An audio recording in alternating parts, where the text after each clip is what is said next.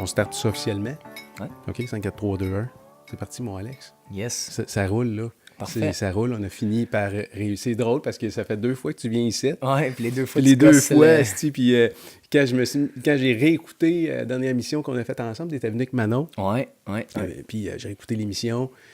Puis je voulais me battre avec un fil en arrière là-bas. Là. Ouais, Puis c'est là, le correct. matin, c'était à l'autre bout dans l'enregistreur. Fait que, On a il n'y a, réussi. pas eu de violence encore Non, jusqu'à mais maintenant c'est correct, dans le c'est studio. Là, puis, Ça brasse pas trop. ça là. brasse pas trop. Puis t'es un gars plutôt calme, mon Alex, Quand même. dans la vie. Quand même. Hein? Quand même. Quelqu'un de tranquille.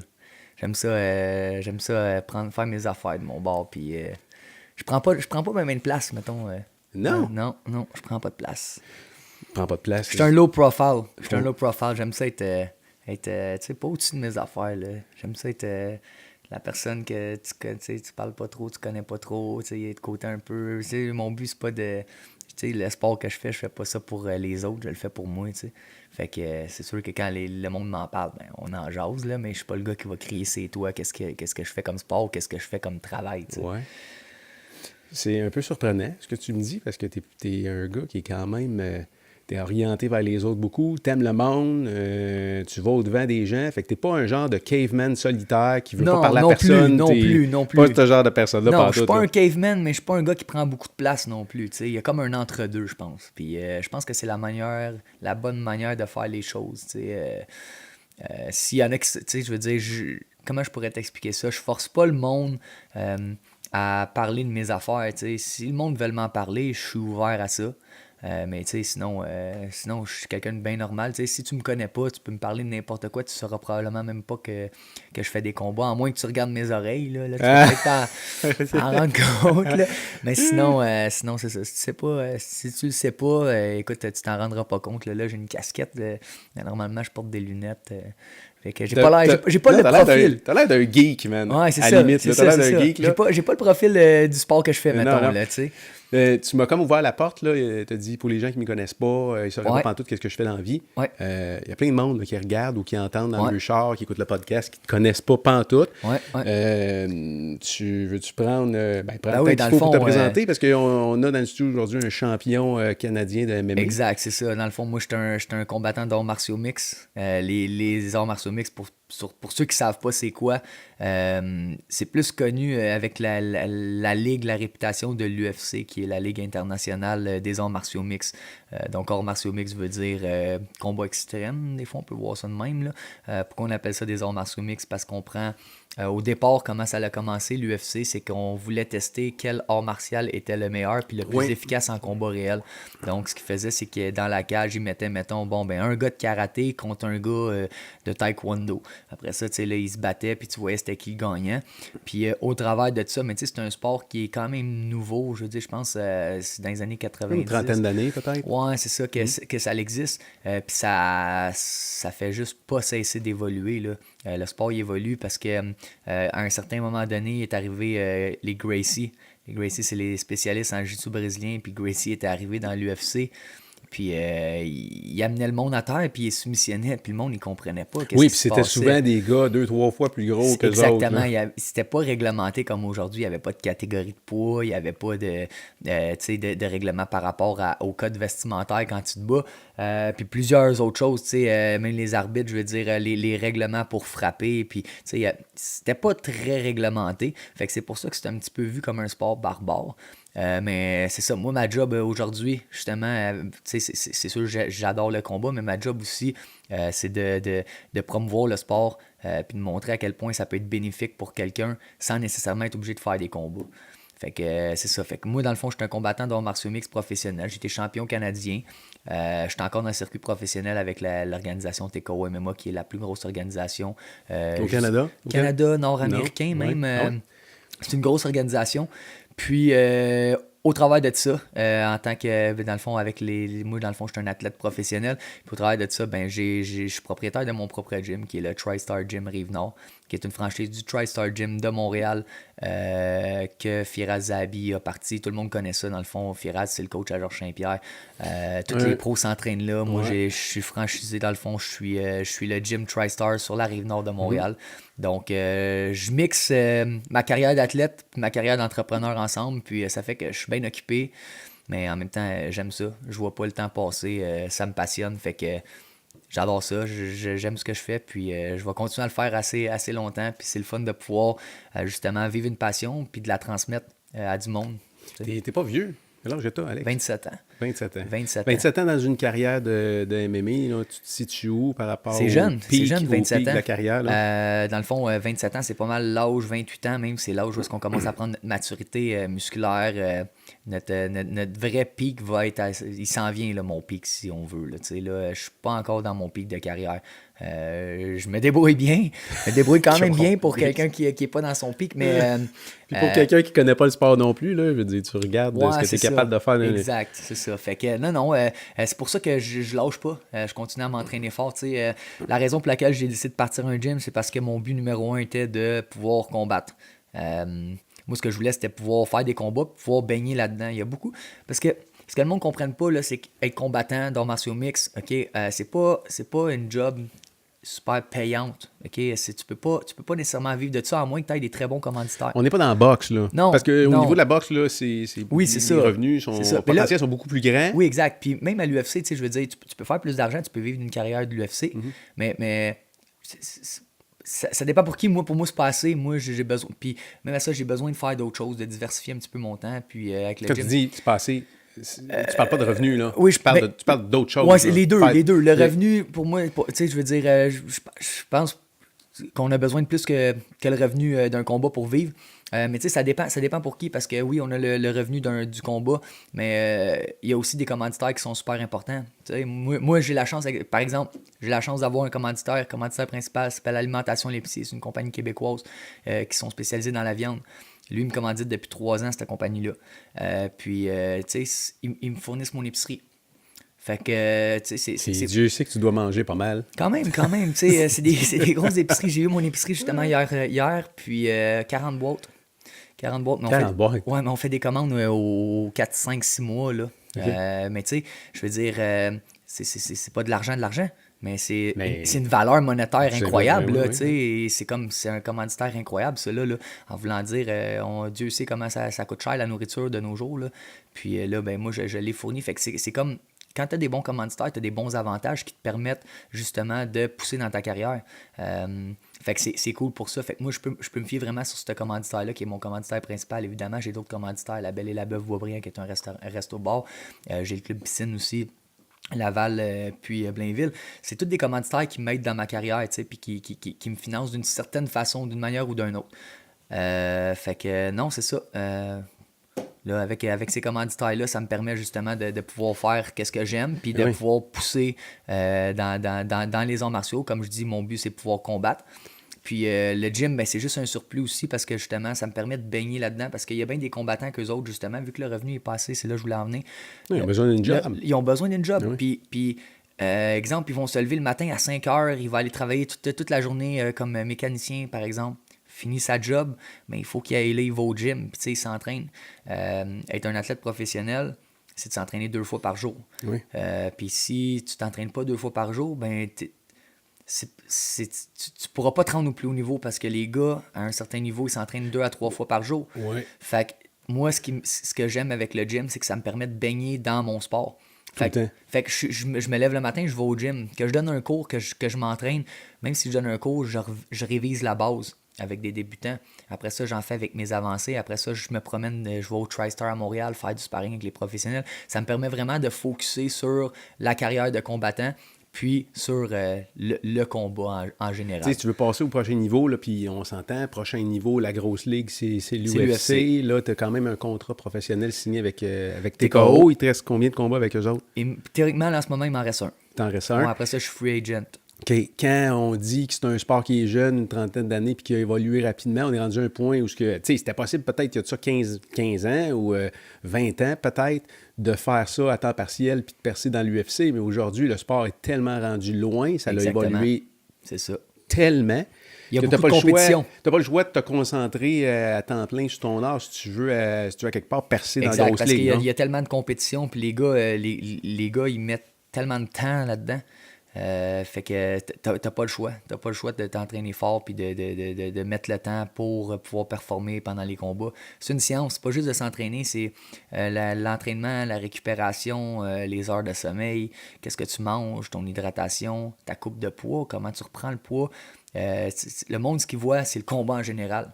Il arrive au centre, là, puis là, il regarde le combat au Centre Bell, là, puis là, ils finissent le combat. Ah, c'était cool, c'était un bon combat. Ouais, mais Ah, Alex, c'est bon, tu sais, c'est pas pire, tu te bats juste 15 minutes, 20 minutes. Ouais, mais tu sais, c'est parce que vous voyez pas tout ce qu'on fait en arrière. Un combattant, c'est une préparation, c'est 2 mois et demi d'avance. oui, puis fais juste prendre, mettons, 30 secondes, te tirailler avec, je sais pas, avec un de tes chums dans le gazon. Là. 30 secondes, 15 secondes, là, qui va mettre l'autre à terre? C'est comme Tu vas assez voir que ça épuisant. tire du jus, Imagine 5 rounds, parce que les combats de championnat, c'est 5 rounds de 5 minutes. Exactement. Right? 25 minutes de combat. C'est long, 25 minutes de combat, mais c'est pour ça qu'il faut en faire beaucoup. Parce que, tu sais, justement, on se dit, OK, tu te tires avec un de tes chums. C'est vrai que c'est dur, c'est rough, on est gazé, on est fatigué après 30 secondes. Mais dans un combat, il y a un processus autour de ça. À force d'en faire, à un moment donné, tu sais où dépenser ton énergie puis où la garder, ton énergie.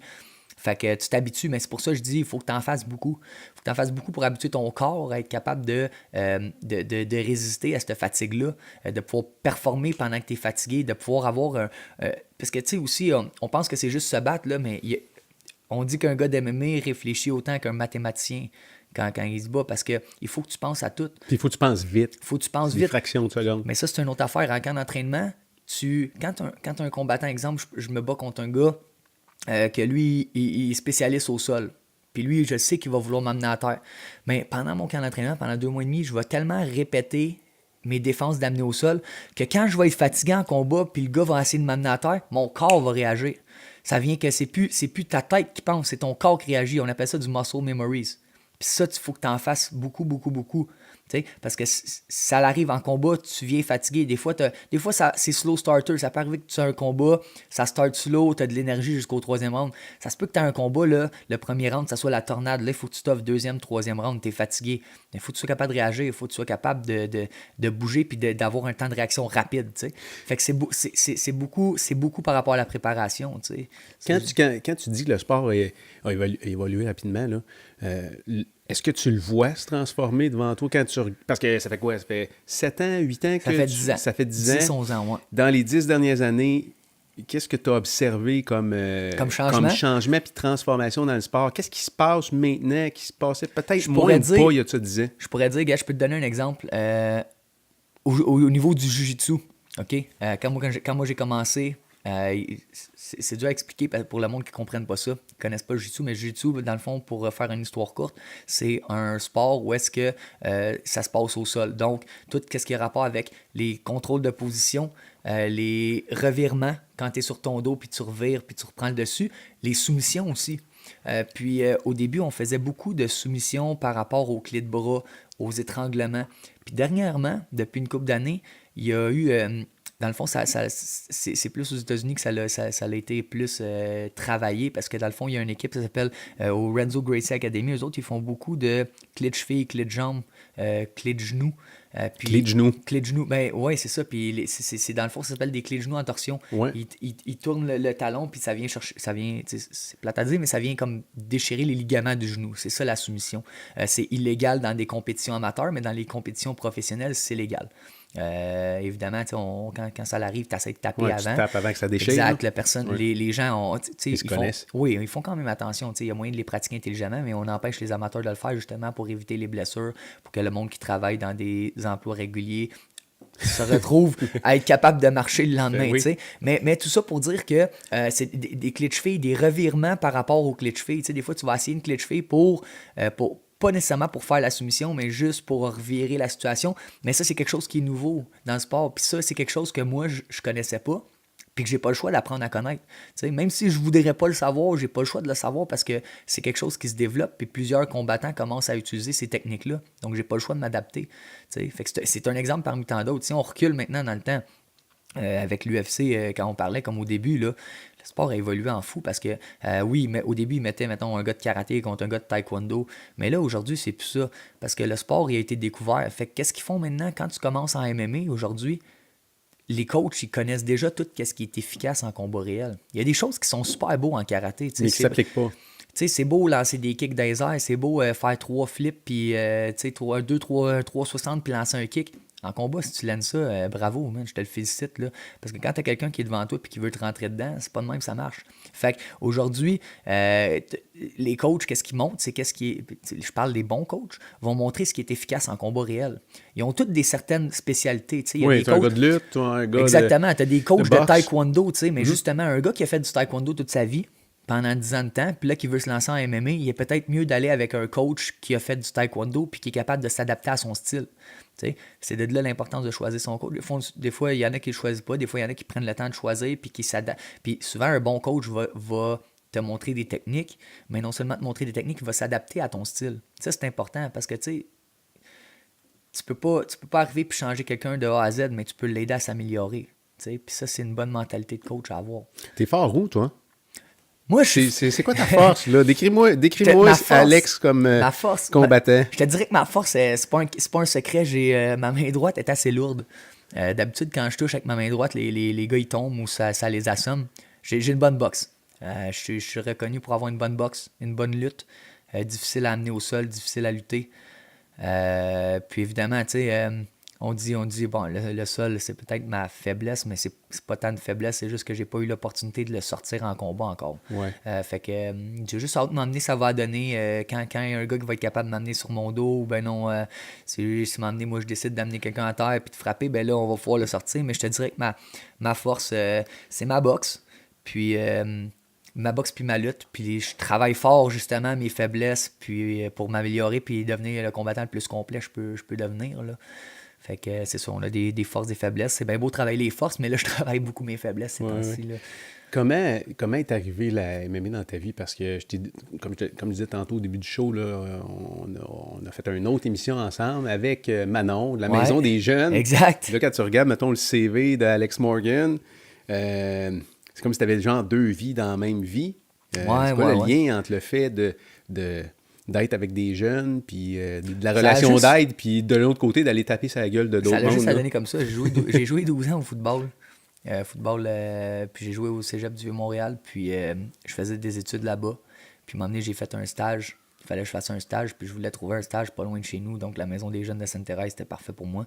J'ai appelé, j'ai téléphoné, on a tout réglé ça. Finalement, j'ai fait mon stage là-bas. T'avais même pas l'âge de commencer, il semblait. Même pas l'âge, j'avais 17 ans. J'avais l'âge des jeunes, mais tu sais, c'est cool. Puis ça m'a amené beaucoup. Ça, sur certains aspects. Puis on en a parlé justement dernièrement de ça, tu sais, pour... si le monde veut le voir sur l'autre podcast, on élabore beaucoup là-dessus. Ouais. Mais non, ça m'a beaucoup aidé. Puis je jouais encore au football dans ce temps-là. Quand j'ai commencé à la Maison des Jeunes, c'était comme l'été. Donc le football il slackait là, parce que dans le fond, c'était en même temps que l'école. Fait que ça recommençait en septembre. Puis je me souviens, j'avais dit à mon coach de football au secondaire, avant de commencer au cégep, j'avais dit, moi, si je suis pas pris au cégep du Vieux-Montréal, je lâche puis je fais du combat. Je l'avais dit. Pourquoi c'était-tu déjà présent dans ta tête? Tu regardais-tu déjà? Dans ma tête, tu suivais la UFC? Je suivais TKO un peu. Okay. Puis, tu sais, c'était présent parce que je suis pas un bagarreur, je suis pas quelqu'un de violent dans la vie, mais je suis un compétitif. Je suis un compétitif naturel, je suis un sportif, je suis un athlète.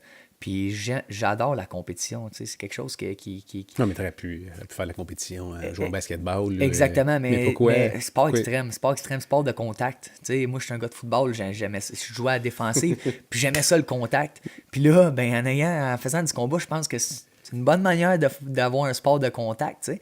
Puis je trouve que le sport de combat, c'est quelque chose qui te teste sur tous les aspects, non seulement physique, mais mental. Tu apprends à connaître sur toi-même aussi, gérer ton stress. Tu te développes en tant que personne. Tu vas dans des zones où tu peux pas aller. Il y a des territoires dans lesquels tu peux pas aller si tu fais pas des arts martiaux. Exactement. Puis il y a du monde qui peuvent. Il y a du monde. Tu peux pas comprendre. Là. Tu peux pas comprendre tant que tu n'as pas vécu le thrill d'un combat. Tu peux dire à quelqu'un, regarde, Dan, je te book, tu te bats dans 1 an contre Mike Tyson. Tu vas dire, OK, c'est beau, pas de C'est dans 1 an. Mais si je te dis, hey, demain, tu te bats contre Mike Tyson, là, c'est peut-être, ça te tente moins. Tu sais, comme il y a beaucoup de choses qui rentrent autour de ça. Puis c'est beaucoup de préparation, non seulement physique, mais mentale.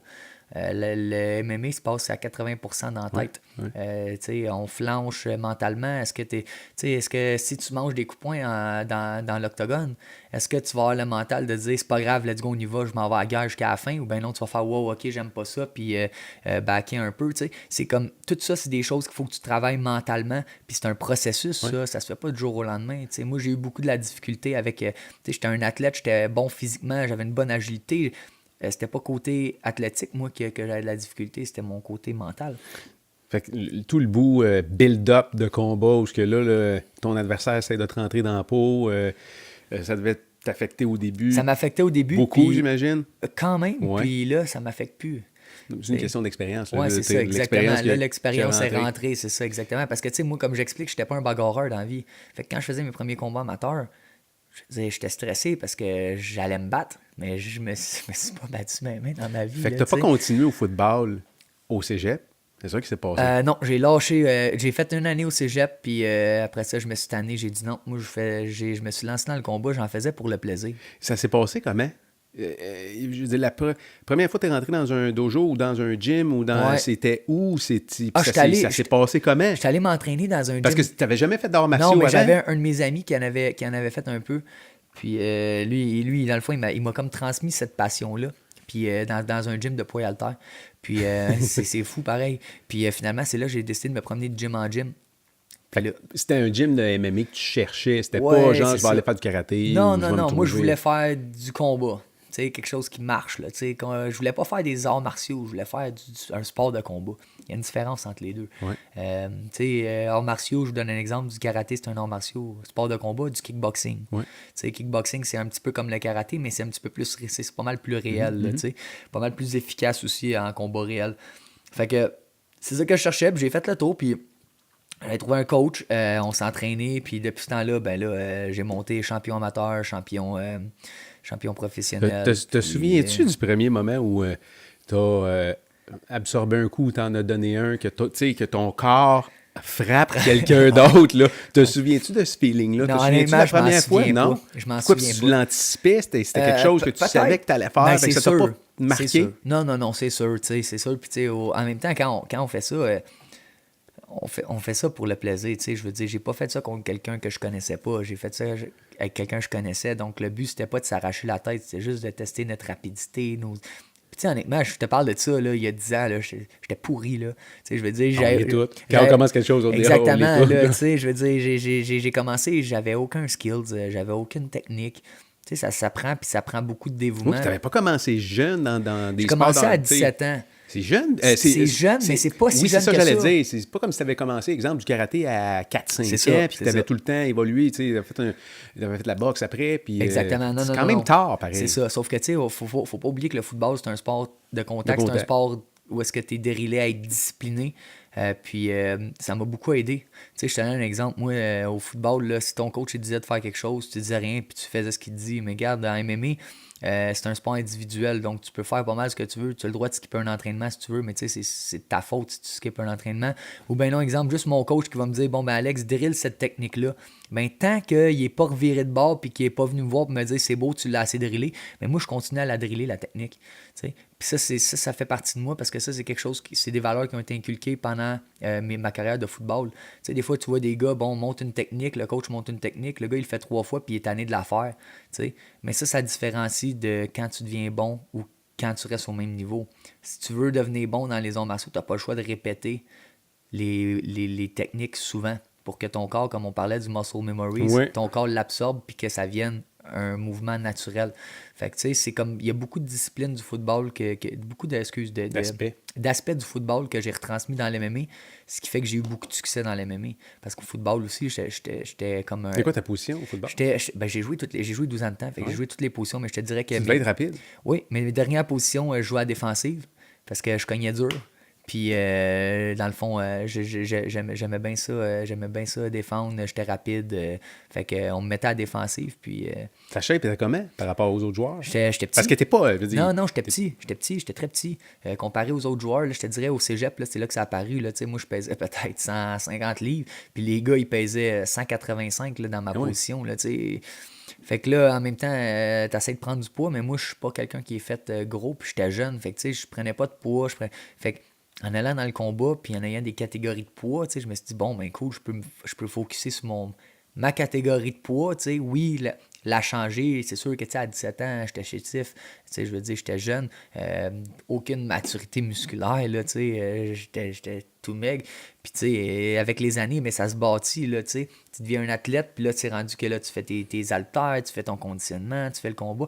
Tu sais, je veux dire, je suis pas quelqu'un de gros non plus aujourd'hui, là, tu sais, mais en voulant dire, j'ai pris un petit peu de maturité musculaire.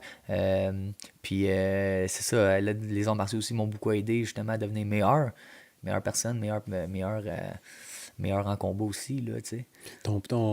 T'es rentré quand t'es rentré dans un gym, ton idée était faite que c'était des combats que t'allais faire. Tu l'avais déjà pris, cette décision-là. Ouais, je voulais faire des combats. C'est pour ça que t'es Moi, rentré j'ai là. pas, ouais, moi, je voulais pas juste pratiquer. Moi, je voulais tester c'était quoi faire un combat. Tu sais, je voulais le voir. Puis j'ai eu l'opportunité de le faire, tu sais. Ça s'est fait rapidement? Non, ça a pris du temps. Parce que je me souviens, j'étais allé dans un gym, puis je disais au coach, je disais, hey, moi, je veux faire un combat. Puis le coach, il s'en foutait, man. Il voulait, comme, ah ouais, c'est bon, on checkera. Mais tu sais, ce coach-là, il aurait peut-être dû mettre du temps sur moi parce que regarde qu'est-ce que je suis devenu aujourd'hui. Moi, j'étais sérieux, mais il y a tellement. Je le comprends quand je reviens en arrière, je le comprends parce qu'il y a tellement de gens, même moi, qui viennent me voir mon gym et qui disent je veux faire un combat. Oui, puis il y a, il y a le volet préparation. Tu peux pas Mais c'est ça que envoyer le monde. n'importe qui, Mais n'importe c'est quand. ça que le dans- monde ne comprenne pas. C'est que Un combat, un là. combat, c'est pas juste je te book puis tu vas te battre. T'as une préparation à faire, puis ta préparation, il faut qu'elle soit sérieuse. Parce que moi, si je t'envoie te battre, c'est à C'est mon comme un nom. peu la responsabilité aussi de ton athlète, là. Oui, c'est ça. Puis moi, mes athlètes, s'ils s'entraînent pas assez, je les book pas, je m'en fous. Tu sais, pour de vrai, ça me dérange pas parce que mon gym, c'est ça que le monde ne comprenne pas, c'est que mon gym, tous nos cours sont sur une base récréative, puis c'est basé sur le récréatif. Évidemment, on a le volet compétition avec nos gars, puis tout, mais tant aussi longtemps qu'il y a quelqu'un tant aussi longtemps que mon athlète n'est pas prêt à s'entraîner minimum 4 fois semaine, je le book pas. Parce que, tu sais, on joue au football, on joue au hockey, mais on joue pas au combat. C'est dangereux, il faut que tu sois prêt. T'sais, oui, c'est de l'amateur, il y a beaucoup de règlements, il y a une bonne réglementation pour empêcher les gens de se blesser. Mais quand même. Mais quand même, ça reste un sport de combat. Oui. Fait qu'il faut que tu sois prêt. Le risque de blessure est très, très grand. Ben, là. oui, exact. Puis c'est beau premier.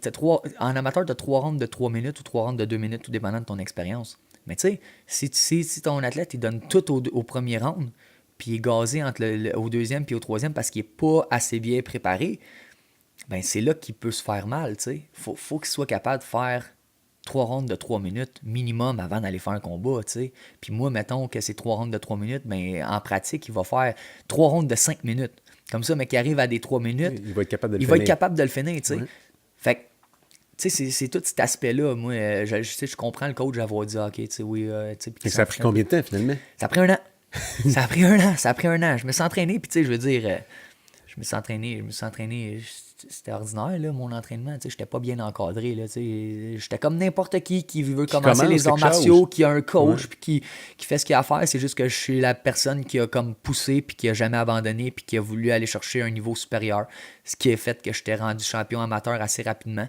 Puis à 21 ans, j'ai eu ma première offre. À 20 ans, j'ai eu ma première offre de contrat professionnel. Mais 21 ans. Avant d'être signé professionnel, tu as fait combien de combats dans l'amateur? J'ai fait 15 combats d'amateur de MMA. J'ai fait 4 combats de boxe amateur. Puis j'ai fait une coupe de tournoi de jiu-jitsu brésilien Tu as fait 15 combats amateurs. en MMA. Y a-tu un chien qui jappe? Pense J'entends un que- chien? pense Ouais, que- ok. Ah, On ouais, est là. probablement dans le cours, là. Excuse. Ouais, 15 combats amateurs. 15 combats amateurs. Avant d'être signé pro. Oui, exact. C'est ça. Puis j'avais eu l'opportunité Yoï. de me vendre, de me battre avant, là, aussi professionnel. C'est juste qu'on avait dit non, parce qu'écoute, j'étais pas prête. Là. Je m'étais fait offrir de me battre à Ringside, au Centre Bell. C'était... tabarouette, j'étais jeune, là. J'étais vraiment jeune encore. Puis moi, c'est sûr que je voulais le faire, là, tu sais, mais mon coach voulait pas. Puis Puis c'est super correct, puis c'est raisonnable de sa part Il d'avoir savait, dit non. il savait Il si savait t'étais que j'étais prête. pas prête. Tu sais, c'est un autre niveau. Là, l'amateur, nous autres, on passait de des 3 minutes à des 5 minutes. En amateur, t'avais pas le droit de coups de coude, pas de coups de genou. Là, t'as le droit à des coups de coude, des coups de genou. Tu sais, ça change la game. Là. Tu sais, je sais que c'est deux affaires, mais c'est deux choses très importantes. Ouais. Qui peuvent être très dangereuses. Très dangereuses. Ouais. Le nombre de temps aussi que tu te bats. Tu sais. Ouais. C'est bien beau faire 3 rounds de 5 minutes dans le gym, là, mais 3 rounds de 5 minutes sous pression devant un gars qui veut t'arracher la tête, puis devant 2, 3, 4 000 personnes, c'est différent aussi. Tu sais. Te rappelles-tu de ton premier combat? Ton premier, Oui, je m'en your souviens. first fight, J'oublierai jamais c'était ça. où? Puis dans quel état C'était à d'esprit Montréal. t'étais? C'était à Montréal. C'était dans un petit gala. Il y avait peut-être, je sais pas, moi, 100 personnes. Ça le dit. Puis C'était où? c'était à Montréal ça s'appelait le Knockout Gym. C'était sur l'Acadie, dans le fond. Acadie Jean Talon, là, à Montréal. Puis j'ai fait mon premier combat là. Puis écoute, j'étais stressé. J'étais vraiment stressé. Puis, tu sais, je veux dire, j'étais fier de moi d'avoir fait le combat. Mais écoute, le stress a mangé toutes mes skills. En voulant dire, le combat, je le regarde, mettons, sur ma caméra. Là. Ça fait longtemps que je ne l'ai pas vu. Là. Mais je ne montrerais pas ça à personne, mettons. Là, Non. ce combat. Tu l'aurais pas amené, c'est Non, aujourd'hui. je ne l'ai pas amené. Non, mais honnêtement, je ne sais même plus il est où, mais je sais que je l'ai en quelque part. Puis, C'est un peu ce qu'on parlait tantôt, c'est parce que, tu sais, le sport de combat, tant que tu ne te bats pas, il y a un territoire dans lequel tu n'es jamais allé.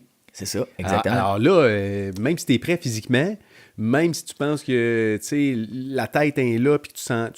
C'est dans la tête, ça se passe. T'arrives là dans la... Puis là, je parle comme je l'avais déjà fait, j'ai jamais fait ça, là, mais je peux m'imaginer que quand tu te retrouves dans la cage, puis que la porte se ferme, ça t'est jamais arrivé dans ta vie. Alors Non, là, c'est c'est ça. une expérience que tu dois apprendre Exact. faut que tu la vives. Exact. Puis tu sais, c'est ça, c'est une autre affaire. Tu sais, les combats amateurs, dans le temps que moi je me battais en amateur, c'était dans des rings.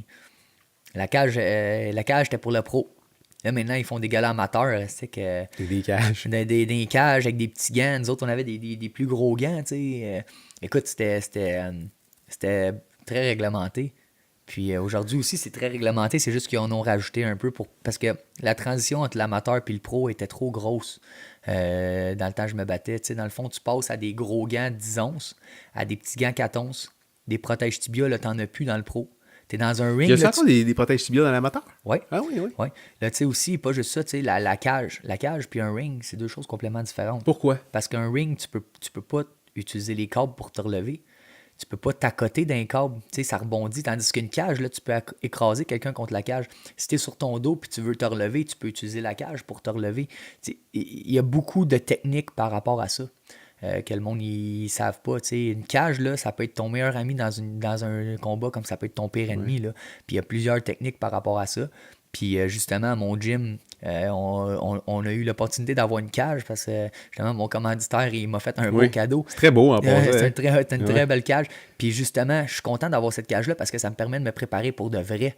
Puis ça me permet de montrer à mes élèves des vraies techniques qui fonctionnent tu sais, contre la cage parce que au travers de ça, le monde, il pense que c'est juste, OK, il est collé dos. Mais il y a tellement de techniques par rapport à ça. Puis le monde, ils connaissent pas ça. Puis c'est normal. Sauf que, tu sais, je vous dis qu'il y a vraiment une grosse différence entre se battre dans un ring et dans une cage. Puis la cage, c'est passé quand pour toi pour la première fois? C'était ton c'est premier combat pro? Premier combat pro, ouais. C'était comment? C'était stressant. Comment c'est... En fait, je suis curieux. Le processus de signature d'un contrat professionnel, Ouais. ça se passe comment? Tu reçois un appel? Tu reçois un appel, puis... C'est un appel que tu attends? Non. Habituellement, parce que, ou c'est un appel surprise? Oui, puis non, là, c'est parce que Tu sais que ça va venir. Ouais, c'est ça. Il faut être patient. La MMA, c'est beaucoup de questions d'opportunité. Moi, j'essaie pas de courir après ce que... Tu sais, oui, j'ai un but, un objectif, mais...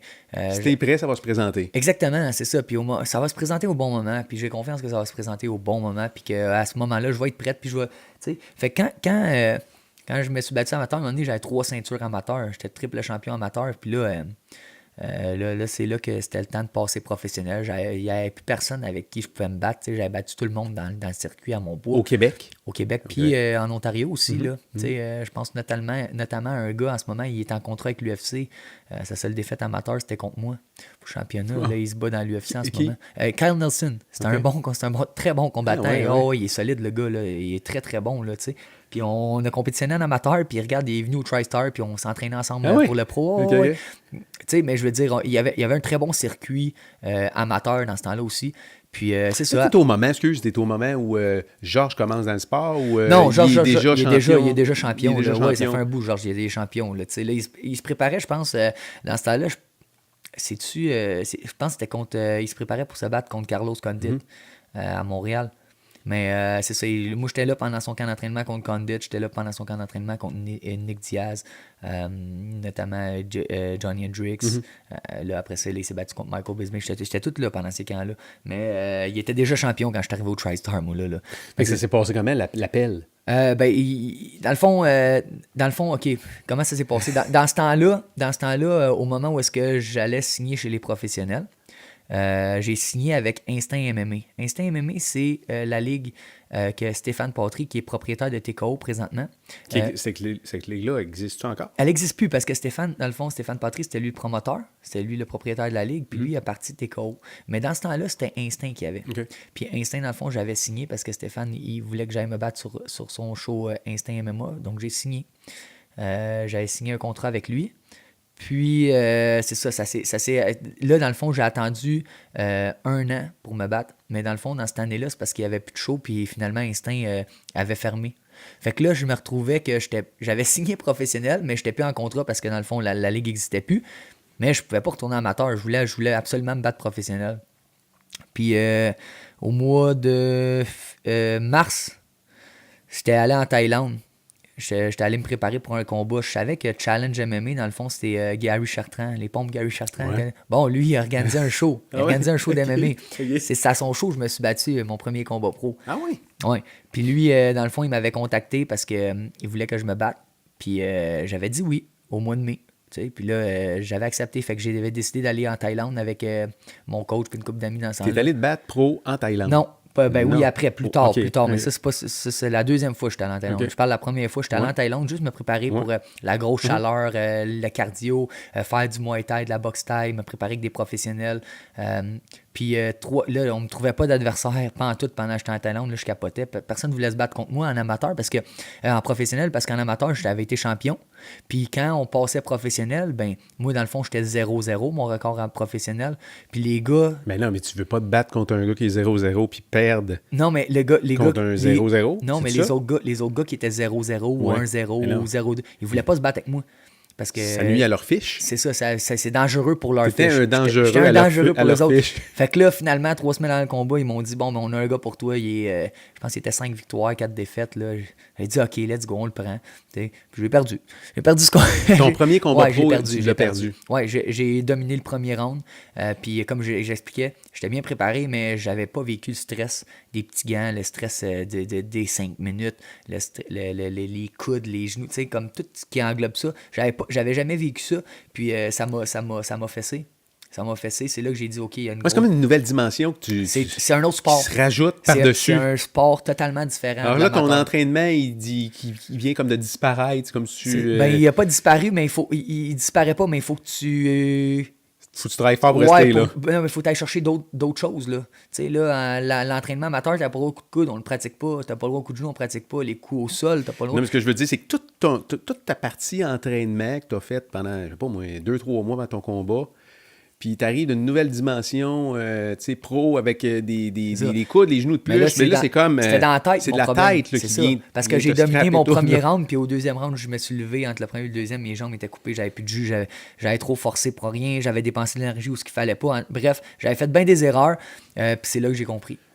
Et là, j'ai compris, tu sais... c'est ça, là, j'ai fait, dans le fond, un autre combat professionnel. J'ai gagné. Mon troisième, je l'ai perdu. Donc, j'étais 1 victoire, 2 défaites. Là, j'ai pris un break. Là. J'ai dit, wow, OK, je vais me replacer comme il faut. Là. J'ai du travail à faire par rapport à mon mental, par rapport à ma tête. Puis, à partir de là, j'ai gagné 7 combats en ligne de suite. J'ai été double champion pro.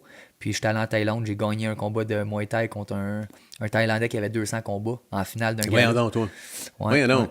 Ouais. Ça, c'est des combats qui sont préparés d'avance? Tu arrives là-bas, c'est un peu genre de casino. Ben, là, gars, puis... c'est bizarre parce que justement, j'étais allé en Thaïlande. C'était la deuxième fois que j'étais allé en Thaïlande. J'étais allé là-bas pour me préparer pour un combat d'MMA. Il y avait un combat d'MMA peut-être 1 mois après.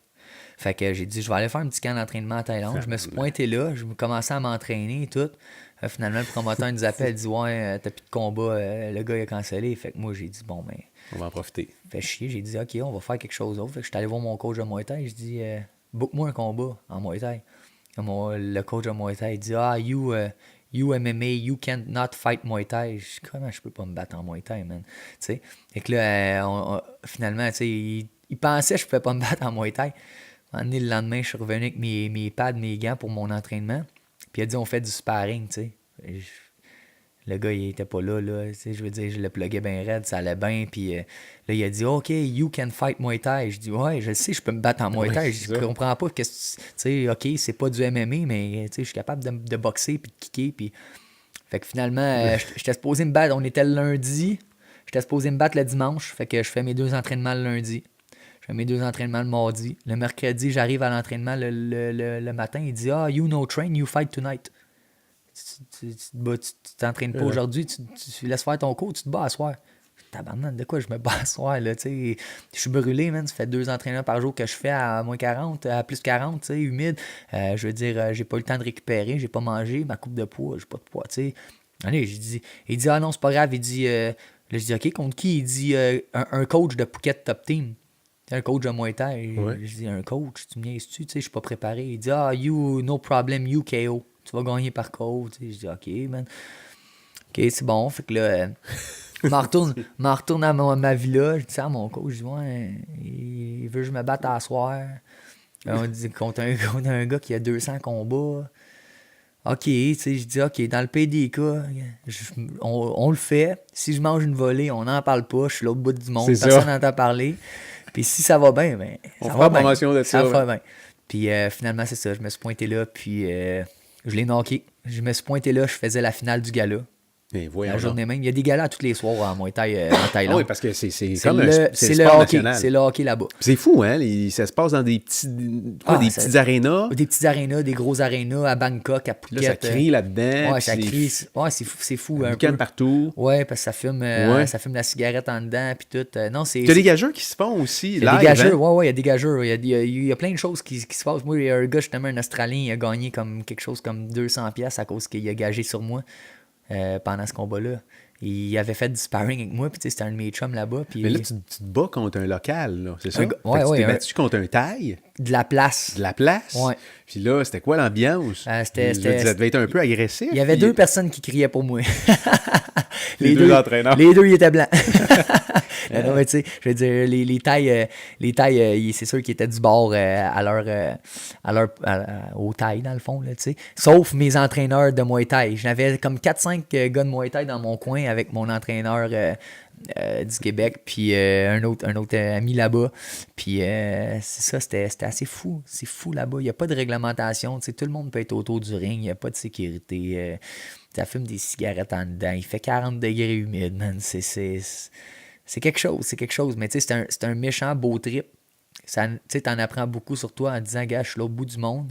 Je me bats, j'ai pas de pression. Tu sais, moi, je suis pas le gars de la place. T'sais. Comment étaient les Thaïs après le combat avec toi? Je veux dire, parce que là, tu oui, mais c'est un sport. Tu t'en vas. Ils sont gentils. Pour de vrai, c'est un bon peuple, les Thaïs. C'est du monde qui sont super gentils, super sociables. Puis, non, au contraire, les Thaïs sont venus me voir, puis ils sont venus me serrer la main. Hey, bravo, t'as fait un beau combat. Tu sais, faut pas qu'on oublie qu'on livre un show. Là. Oui. Je veux dire, je l'haïs pas le Thaï en avant de moi. Je suis pas là en train de dire que j'haïs les Thaïs. Ben non, au contraire, je suis dans leur pays parce que j'aime justement le sport qu'ils pratiquent, puis leur sport national. Puis j'ai décidé de compétitionner dedans, puis je trouvais que c'était le meilleur endroit pour pouvoir tester mes skills en Muay Thai. Puis, je l'ai fait une fois, puis c'était quelque chose, puis j'ai eu bien du fun pour de vrai le faire. Tu parles d'une dimension qui est un peu spéciale de la MMA, puis des sports de combat en général, le respect que les combattants peuvent avoir l'un envers l'autre, malgré le fait qu'ils veulent à quelque part... tu sais, pratiquement s'arracher la tête. Mais là, c'est un sport. Parle-moi de cette dimension-là, parce que pour un néophyte qui regarde la MMA, ça peut être brutal, ça peut être un peu à la limite barbare. La première fois que tu regardes des combats de MMA, tu as de la misère à la limite à regarder tellement c'est violent. Puis 3/4 du temps après un combat, les gars vont se prendre dans les bras, ils vont se hugger, il y en a qui s'embrassent sur le ring. C'est ça. Je veux dire, non, mais c'est parce que explique-moi un peu. C'est du respect. On est des athlètes. On n'est pas des bagarreurs. On n'est pas des bums. sais, on est des athlètes. Notre but, on fait un sport qui est brutal, effectivement. C'est vrai, on ne joue pas au MMA. Mais notre but, quand on fait ce sport-là, c'est parce qu'on a quelque chose en dedans de nous autres qu'on a besoin d'extérioriser. Puis on veut tester nos capacités. Nos capacités de se battre contre les meilleurs. À quel point je suis capable de me battre, à quel point le meilleur est de quoi j'ai de l'air face à lui. Tu comprends? Tu veux tester tes skills, puis c'est en dedans de nous, ça s'explique pas. Faire des combats, c'est pas pour tout le monde, puis nous autres, ben, ceux qui le font, c'est en dedans de nous. C'est comme c'est un feeling qu'on a besoin de vivre, mais ça veut pas dire que la personne qui est en face de nous, on l'haït, là. Moi, je veux dire, j'ai rien contre mes adversaires. C'est sûr. C'est arrivé une fois, mettons qu'on parle notamment contre TJ Laramie, je l'avais knocké, puis là, il a commencé à m'insulter, puis me pousser à peser, puis tout. C'est correct, j'ai pas embarqué dans le game, moi. C'est lui, gars. Quand on parle de l'aspect mental, là, c'est lui qui flanchait mentalement. Puis regarde, ça a donné que je l'ai reknocké au premier round pour le championnat. C'est sûr qu'après le combat, je vais pas le voir puis dire, c'est correct, hein, il m'aime pas, je l'aime pas plus. Ça arrive. Mais je veux dire, le gars, je ne l'aille pas pour autant. Non, puis à quelque part, tu as besoin de cet athlète-là. Pour performer. Pour te dépasser toi-même. Fait que la notion de respect vient à quelque part de cette dimension-là où t'es rien finalement sans lui. C'est ça. Puis même si vous voulez vous tuer, si vous voulez vous arracher la tête, même si le gars rentrait en dessous de ta peau avant le combat, après le combat, ça ne change rien. S'il n'est pas là, t'es pas la personne que t'es après. Exactement. Puis, tu sais, c'est à ça que ça sert, tu sais. Le respect, je trouve que c'est ça qui fait la beauté du sport, tu sais. Oui, on se cogne, là, le monde est comme tabarouette, aïe, gros combat, c'est fou. Puis là, à la fin, tu sais, la cloche, elle sonne, puis on est comme good job, man. Tu sais, grosse performance, on a livré un show, tu sais. Le but, c'est. Oui, on se cogne, on se frappe, on saigne, on souffre, mais au bout du compte, le but, c'est de donner un spectacle, puis c'est de se tester nous-mêmes, tu sais. C'est un sport individuel où est-ce que. On fait pas ça juste pour back quelqu'un, contrairement à ce que le monde pense. Non, on fait ça pour nous parce qu'on veut se tester nous autres. On veut tester notre mental, à quel point on est fort mentalement, à quel point on est fort physiquement. Puis c'est ça qu'on veut voir, c'est ça qu'on veut tester en combat. T'sais. Si tu le fais pour les autres, c'est pas la bonne raison de faire ce sport-là. Pour de vrai. Puis oui, ok, c'est beau, c'est un sport qui est glorieux. Puis c'est le fun ce qui entoure ça. Sauf que, tu sais, mettons, quand tu es en mode combat, là, c'est un autre minding qu'il faut que tu ailles. Tu m'amènerais un podcast 2 semaines avant un combat. Là, tu serais pas pareil. Je serais pas pareil. Tu penses pas pareil. Tu n'es pas dans le même mindset. Non, c'est ça. Puis c'est un autre mindset. Puis on travaille fort pour ça. Fait que quand on finit un combat, on se respecte. On est comme bravo, man. T'as fait un beau combat. On a travaillé fort. On sait ce que ça prend pour se préparer pour un combat. Fait que tu sais, si mettons, tu bats quelqu'un puis tu le knocks ou n'importe quoi, tu vas le voir pareil parce que tu sais toute la préparation que ça prend pour faire un combat. Fait qu'on se respecte. C'est plate que ça soit arrivé, mais good job. Lâche pas, man. Lâche pas. Puis, autant que moi, ça m'est arrivé. Puis, regarde, je veux mon rematch. Puis, on se respecte, puis c'est ça la beauté du sport, c'est ça que le monde aime, puis souvent c'est ça que le monde il me revient et disent crème, et les gars ils se cognent, puis après ça ils sont comme yes, c'est beau, c'est ça la beauté du sport, c'est un sport, c'est pas un fight club, c'est un sport, c'est ça. Moins beau pour les parents. Ouais. Parce que tu dis du respect avant, parfois il y en a après le combat, parfois il y en a avant, pendant, mais pour les parents, cette notion de respect-là est plus ou moins est pas la même. Là. Je veux dire, ça doit être stressant pour tes parents. J'ai parlé à tes parents récemment, là, à l'ouverture du Tristar, là, je leur ai posé une couple de questions, puis ils m'ont parlé de comment c'était pas évident pour eux autres. Comment ils vivent ça? Parce que comment ça s'est passé la journée où tu as appris à tes parents que tu allais commencer du MMA, puis que ton objectif était d'aller te battre pour de vrai. J'avais pas le droit, mais non, ma mère, elle voulait rien savoir, là. Elle dit non, tu fais pas ça marche pas, là.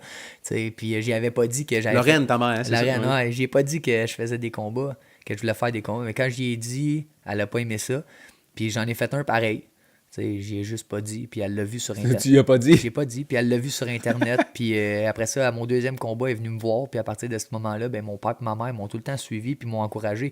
C'est sûr que si leur petit gars s'aurait fait casser la face 3 fois de suite, 4 fois de suite, il aurait peut-être dit, OK, Alex, slack, là, mais je Je performais, puis je m'en allais à quelque part de bien, puis regarde où ce que je suis rendu aujourd'hui, tu sais, j'avais une détermination envers ça, puis mes parents m'ont toujours encouragé de faire ce que j'aime, puis qu'est-ce que je veux faire dans la vie, tu sais. Fait qu'ils m'ont pas empêché, c'est sûr que, tu sais, si tu leur avais demandé, bon, ben, gars, je te donne le choix, dis à Alex qu'est-ce qu'il veut faire dans la vie, il aurait sûrement pas choisi combattant d'MMA, C'est clair. c'est clair. Sauf que, tu sais, en même temps, je pense qu'ils sont fiers de ça. Tu sais, ça m'a amené à d'autres projets comme partir un gym, devenir entrepreneur, avoir ma propre business. Puis non seulement, tu sais, la personne que je deviens, je pense qu'ils sont fiers aussi de la personne que je deviens, puis qu'est-ce que j'entreprends. Moi, je peux te dire une affaire, là, samedi, je l'ai vu dans leurs yeux comme ils étaient fiers de toi, là, puis en tout cas, dans leurs réponses, puis dans le support qu'ils étaient prêts à te donner, puis dans le fait d'accepter de voir leur fils dans des situations difficiles aussi. Là, fait qu'ils, non, puis au début, ils voulaient rien savoir, mais comme aujourd'hui, c'est mes supporters numéro 1. Là, on peut quasiment appeler ça des commanditaires, là, rendus là. Ben oui.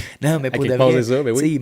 ils m'ont encouragé, ils m'ont appuyé dans mon sport, puis ils ont toujours été là, ils viennent m'encourager à tous mes combats. Puis depuis mes débuts amateurs, eux autres, ils m'ont vu là, commencer dans des petits shows de 100 personnes à me battre au Centre Bell devant 5000 personnes. Là, c'est différent. Eux autres sont fiers de ça. Puis, que je gagne, que je perds, ils savent que j'ai un fort caractère. Je veux dire, je perds un combat. C'est dur, c'est pas facile, mais je suis pas démoli. Là, je suis pas je veux dire, je vais revenir. Là, ils savent que je suis un battant, puis je suis un guerrier, puis que je vais revenir fort. Là, fait qu'en même temps, je leur donne confiance avec ça. Genre, les gars, j'y rassure.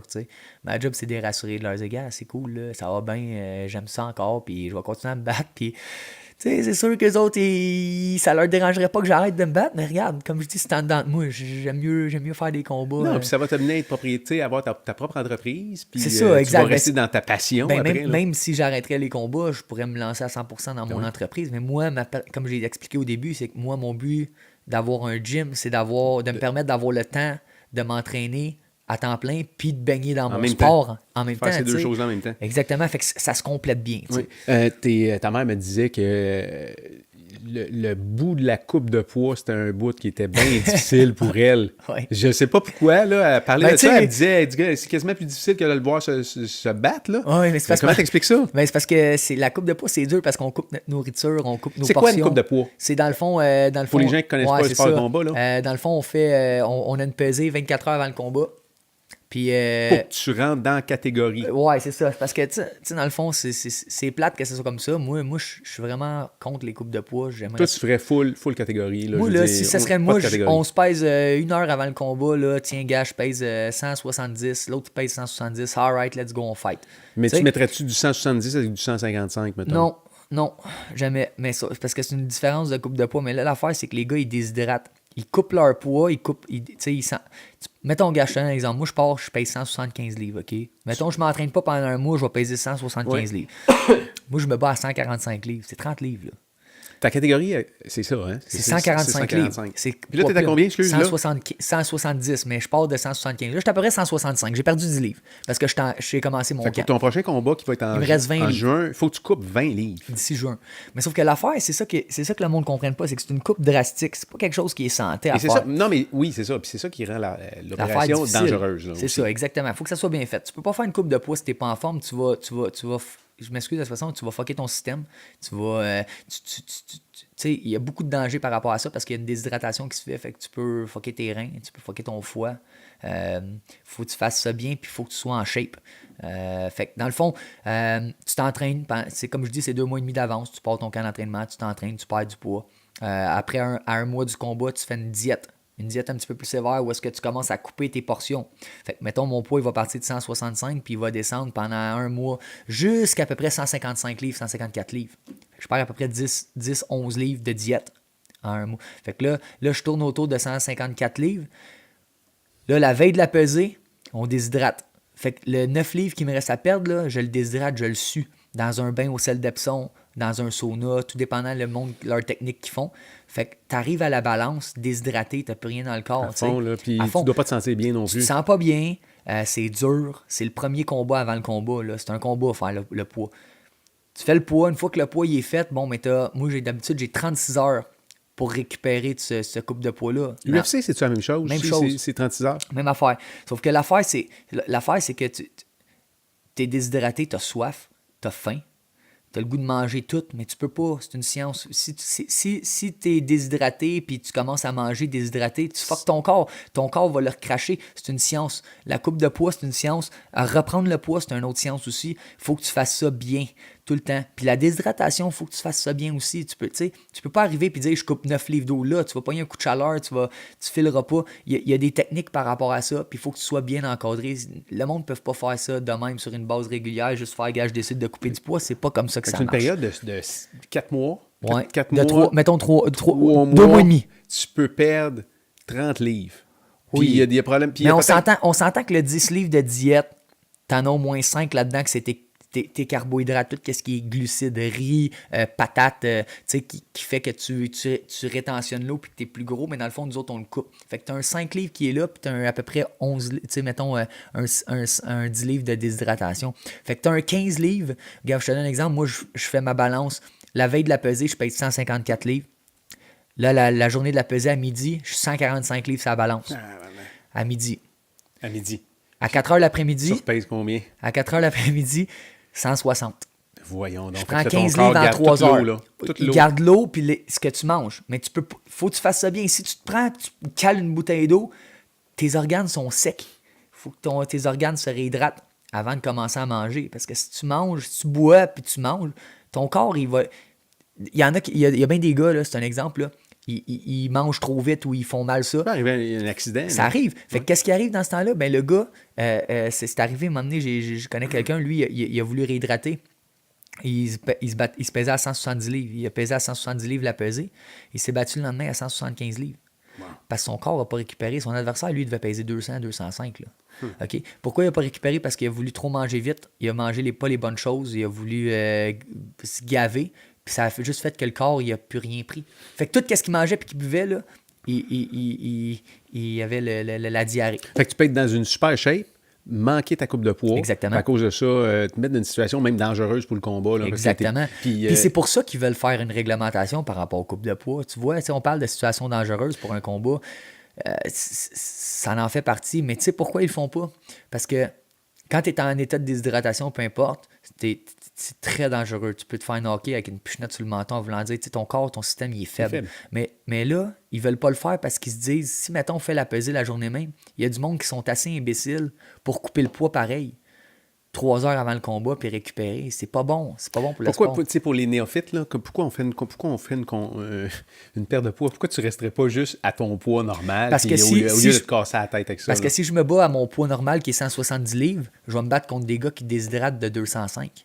C'est ça. Fait que t'es comme un peu obligé de le faire parce que les autres le font. Sinon, tu te bats contre des gars trop gros, tu sais, plus gros que toi. Fait que là, ils voulaient faire une réglementation que, mettons, tu te pèses à 145 livres, tu n'as pas le droit de reprendre plus que 7% de ton poids. Fait que tu ne pourras pas remonter en haut de 100, mettons 154, 154 livres. Fait que juste avant le combat. Dans le même 36 heures, exemple. Dans le même 36 heures. Ouais. C'est ça. Fait que là, avant le combat, juste avant d'entrer dans le cage, ils te pèsent.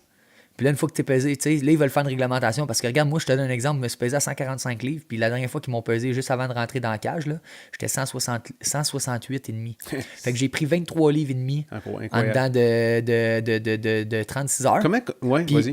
Puis quand tu prends 23 livres et demi, là, t'es pas la même personne, là. T'as pas la même face, man. T'as pas le même body. Tu sais, je veux dire...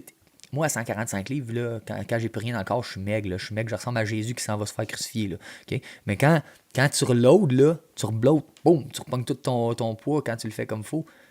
C'est énorme. Là. Moi, me battre à 145 livres puis te peser 170 livres quasiment, ça fait ça joue. Tu pars de 170, mettons, tu en vas à 140, puis en 4 mois, tu pars de 140, tu remontes à 170 en 36 heures. Exactement. Alors là, ton corps n'était plus habitué. À quelque part, tu ne te souviens pas que tu pesais 170. Comment se refait cette acclimatation-là? Y a-t-il des mouvements que tu vas perdre parce que tu as moins de flexibilité? Non. Tu ne te retrouves pas dans un corps dans lequel tu n'es pas habitué d'être? Non, au contraire, tu as plus d'énergie parce que tu as reloadé en carbohydrates, en glucides. Tes glucides te donnent l'énergie. Quand tu coupes tes glucides à l'entraînement, il faut quand même s'entraîner 2 fois par jour. C'est dur de s'entraîner. Ton cerveau, il est moins là aussi. T'sais. Ton cerveau, quand tu n'as pas de glucides dans le corps, ton cerveau, il catch moins vite. T'sais. Mais tandis que quand tu te loads de glucides après ça, ben là, tu regonfles, tu reprends ton poids, tu reprends ton énergie. Fait que tu es plein d'énergie au combat, tu es hydraté au bout, tu as du sucre dans le corps, tu as des carbohydrates dans le corps. Fait que non, tu te sens pas mal mieux. Mais moi, comme j'explique, c'est que pourquoi faire cette coupe de poids-là, tu sais? Pourquoi on fait pas une réglementation qui fait qu'on n'a pas besoin de couper le poids?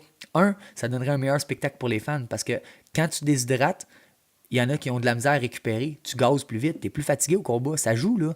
Tu réhydrates mal. Fait que ça ferait un meilleur combat pour les fans parce que les gars seraient top shape quand ils se battent. Tu pourrais te battre plus que mettons, 2-3 fois par année. Oui, parce que là, c'est à peu près une fois par Parce que là, mois. moi, s'il m'appelle là, demain, là, puis il me dit hey, ça te tente de te battre dans 2 semaines? prêt. Ben, ça me tente, mais il faut que tu fasses un catch weight parce que moi, je peux pas faire 145 livres, c'est impossible. T'sais? Fait que ça bloque des opportunités des fois. Puis je trouve honnêtement, il y a des gars qui coupent le poids qui ne devraient pas nécessairement couper parce que ils sont peut-être meilleurs quand ils sont plus gros. Ça dépend. Ça dépend à qui. Mettons un gars qui va descendre à 145 livres, mais peut-être qu'il serait mieux à 155 parce qu'il n'est pas assez rapide pour 145. Mais il est fort pour un 155. Tu peux jouer avec ça. Mais c'est ça. Moi, tout ça pour dire que je suis vraiment pour une réglementation par rapport aux coupes de poids. J'espère qu'à un moment donné, ça va se faire dans un futur rapproché parce qu'il y a beaucoup de problèmes qui arrivent par rapport à ça. Je pense notamment à l'UFC. Exemple, à un moment donné, Khabib était supposé se battre. Tu peux raccourcir des carrières à cause de ça. À côté, là. Oui. À côté. Puis, je pense notamment à Khabib que lui, il était supposé se battre. À un moment donné, je me souviens pas quel UFC. Puis là, finalement, il se retrouve à l'hôpital la journée de la pesée parce que sa réhydratation a mal été. On cancelle le combat. Fuck, man. Posez-vous des questions, là. Ça l'arrive au meilleur au monde. Là. Pourquoi ils le font pas? Parce que si ça semble si logique... Parce que comme je te dis, il y en a un qui va arriver déshydraté à la journée du combat. Non, mais c'est un moyen, comme tu dis, là, de le repaiser. Exemple, tu peux pas remonter plus que tant de pourcentage ou tant de livres, je veux dire, réglerait le problème. Écoute, pourquoi ils le font pas? Je le sais pas. Je le sais pas, man. J'ai vraiment aucune idée pourquoi ils le font pas. Puis j'attends juste qu'ils le fassent. Moi, pour de vrai, je pense qu'ils le font au Japon, dans la Ligue One. Là. Je pense qu'il y a un règlement par rapport à ça, mais tu sais, c'est parce que m'emmener, moi, on parlait de maturité musculaire, là, je vieillis, là, 145 livres, je ne serai pas tout le temps capable de le faire. Là, à un moment donné, ça vient dur de perdre le poids plus qu'on vieillit. T'sais. Fait que, évidemment, c'est sûr que peut-être je vais monter de catégorie de poids dans un futur dans ma carrière. T'sais. Je ne sais pas. Mais moi, je souhaite vraiment qu'il n'y ait pas de coupe de poids. Comme ça, le processus il est plus le fun. On n'est pas des combattants, souvent, on est des gens qui sont très disciplinés. On n'est pas des gens qui sortent d'un bar, qui boivent. On n'est pas des gens qui trippent ou whatever. On est très disciplinés. La seule chose qu'on a, c'est de la bouffe, man. Là, tu me coupes ma bouffe. Là, j'aime plus personne, là, rendu là, tu sais. Non, mais tu sais, c'est con, mais je pense que le processus serait beaucoup plus plaisant pour un combattant de juste pouvoir, comme, pas penser à sa coupe de poids, tu sais. On focus tellement sur sa coupe de poids, mais on focus plus sur le combat après. T'sais. Fait qu'il faut il faut tout le temps dire OK, je fais-tu le poids, t'arrives sur la balance, OK, je suis à tel poids, OK, là, il faudrait que je perde, OK, ça, OK, faut faire attention à telle nourriture. T'sais, pourquoi on pense à ça, man? Le but, ça serait de se loader, là, puis d'avoir plein d'énergie dans le corps, là, puis de se pogner contre le gars qui, lui aussi, est à son meilleur, qui s'est loadé, puis de donner un estique de show aux fans. C'est ça qu'on veut, nous autres. Arriver là avec une coupe de poids, se relever le lendemain, si j'ai mal hydraté, je suis fatigué, je me sens pas super bien, je suis trop gros, je suis trop petit. Là, ça fuck le chien, là, tu sais. C'est pas la même chose. C'est pas la même chose. T'sais. Surtout avec le stress, tout ce qui engendre ça. Le stress, la pesée officielle, c'est devant plein de monde. Tu veux pas manquer le poids, tu veux pas paraître mal. Tu te bats, tu veux pas paraître mal quand tu te bats. Après ça, tu te dis, ouais, j'ai un autre combat de bouquet. Tu te bats, exemple, moi, je me suis battu contre TJ au mois d'août. Il a fait un choix en septembre, tu sais, mettons, ou septembre, tu peux pas faire 2 combats de suite, impossible. Puis octobre, novembre, décembre, là, après ça, je me suis battu en décembre, ça m'a donné un petit break. Mais tu sais, s'il fait un show 3 mois, là, encore là, c'est parce que tu prends un break, tu prends un break de 2 semaines, tu repars en camp d'entraînement, puis tu repasses une coupe de poids, c'est pas bon pour le système. Moi, c'est pour ça que je fais pas beaucoup de combats dans une année. J'en fais maximum 3, max. Parce que à 3 combats, 3 coupes de poids, là, moi, c'est des grosses coupes de poids que je fais. C'est drastique pour le corps. Puis je veux pas que ça vienne dangereux. Puis je veux pas que ça joue sur ma santé à long terme. J'ai 27 ans. J'ai pas envie que j'arrive à 40 ans puis que j'aie des problèmes de reins. Puis, c'est clair. Fait que je prends mon temps. Je fais les combats qui sont des bonnes opportunités pour moi. Oui, je fais la coupe de poids. On chiale pas, on la fait. Mais j'espère sincèrement qu'il va finir par avoir un règlement qui va dire bon, ben, gars, les coupes de poids, c'est fini. Fait que, regarde, si mettons, si je veux me battre à 145 puis il faut que je remonte pas plus qu'à 152, ben, that's it, man, je vais me battre à 160 au pire. Tu sais, s'il faut que je remonte à pas plus haut que 170. Non, mais tout le monde va jouer avec les mêmes règles de toute façon. Exactement, tu sais. Puis là, ça va faire des bons combats. Là, ça va donner des estiques de show. Là, vous allez avoir, tu sais, des gars qui ont de l'énergie puis qui ont faim. Puis crime, je vais pouvoir me battre 4 fois par année, tu sais. Le combat, oui, c'est sûr, des fois, tu peux te blesser en combat, tu peux te casser une main, ok, t'es out pendant 6 mois, tu peux te casser un pied, tu peux te tordre un genou. Mais il y a combien de combats aussi que tu fais un combat, t'es un petit peu magané de la face, mais crime, tu pourrais aller te battre le lendemain, là, tu sais. Fait que là, tu peux te préparer pour un autre processus, un autre combat, puis t'aurais pas de coupe de poids à faire. Ça serait-tu l'idéal, ça? En amateur, c'est ça que j'aimais. C'est ça qui m'a. J'avais pas besoin de couper le poids parce que je me bouquais au poids que je faisais parce que la pesée est la même journée. Elle est 3 heures avant le gala. Fait que tu Mais peux pas... professionnel, c'est tabarnane. Sérieusement, c'est extrêmement difficile la coupe de poids. Je sais que j'estique là-dessus. S'il faisait la pesée la journée même, ça réglerait-tu le problème? Oui, je pense que ça réglerait. Oui, ça réglerait le problème parce que tu pourrais pas déshydrater 10 livres puis perdre 10 livres de diète. Là, ça ferait pas de sens. Là, fait que le monde, mettons qu'il ferait la journée même le matin, ben, le monde il perdrait peut-être déshydraterait 4-5 livres. C'est faisable. Mais encore là, il faut que tu déshydrates. Ça fait chier, ça. Ça taxe ton système pour... Non, pourquoi? Parce que, puis tu sais, il y a des gars aussi, il faut que tu penses à ça, tu sais, il y a un processus pour couper le poids, couper l'eau. Il y a des gars, dans le fond, des fois, là, j'y vois, là, mettons, en moyenne, les gars coupent 10 livres d'eau. Mais des fois, j'arrive à... 10 livres d'eau. Des fois, j'arrive à 11 heures, moi. J'ai pas encore coupé mon eau parce que le but, c'est d'être déshydraté le moins longtemps possible. Ouais. OK? Fait que je suis pas déshydraté, moi, mettons, là, j'ai juste arrêté de boire. Mais Tu files pas mal encore. Là. Non, mais il est 11 heures le soir, puis je vois des gars, ils font déjà le poids. Je dis, Chris, qu'est-ce que vous faites, les gars? Vous êtes des malades mentales. Ils sont pas bien encadrés. Ils sont pas bien encadrés parce que n'importe quel coach qui est intelligent, puis qui va lui dire, coupe pas ton poids toute la veille. Tu coupes un petit peu la veille. Moi, je coupe, mettons, à minuit, je me couche. Fait que t'es pas trop déshydraté pour dormir. Puis le lendemain, parce que le lendemain, tu vas couper le reste du poids. Parce que ton but, c'est d'être dans un état de déshydratation extrême le moins longtemps possible. Mais le monde, ils comprennent pas ça. Ils sont tellement stressés, justement, de faire le poids qu'ils se déshydratent en malade.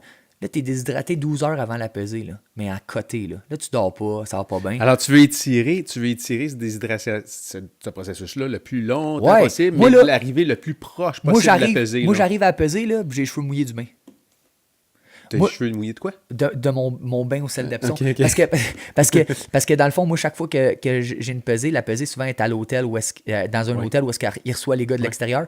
Moi, je demande tout le temps au promoteur d'avoir une chambre à l'hôtel. Comme ça, j'ai pas de déplacement à faire. J'ai juste besoin d'être dans ma chambre. Je déshydrate dans ma chambre, puis je descends à l'étage.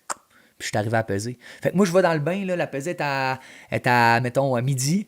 Bon, ben moi, je sors du bain, il est 11h. Bon, je suis on wait, il reste 1 heure, je m'en vais en bas, je file pas, là, je signe mes papiers, les contrats, les permis de combattant, parce qu'il faut un permis pour être combattant. Après ça, tu vas voir les médecins, parce qu'il y a un médecin qui te suit, puis qui regarde, OK, combien de livres tu as déshydraté, es-tu correct, hein? Il t'observe, il check. Après ça, c'est la pesée officielle, là, tu réhydrates. T'sais? Fait que moi, j'essaie d'être dans un état de déshydratation extrême le moins longtemps possible. Comme ça, un gars qui ça fait 12 heures qui est sur une déshydratation de 12 livres, là, il va capoter en salle parce qu'il ne sera pas capable de récupérer. Il taxe son système, il va s'épuiser. Il va s'épuiser. Oui. Moi, mettons, je déshydrate. Oui, je suis dans un état de déshydratation extrême pendant 2 heures. 2 heures. 1 heure et demie, 2 heures max. Là, je bois après. C'est un processus, combattre, c'est un processus qui est vraiment long. Tu sais, je veux dire, les gars qui vont jouer au hockey en Ligue nationale, ils vont jouer peut-être 10 games en 14 jours.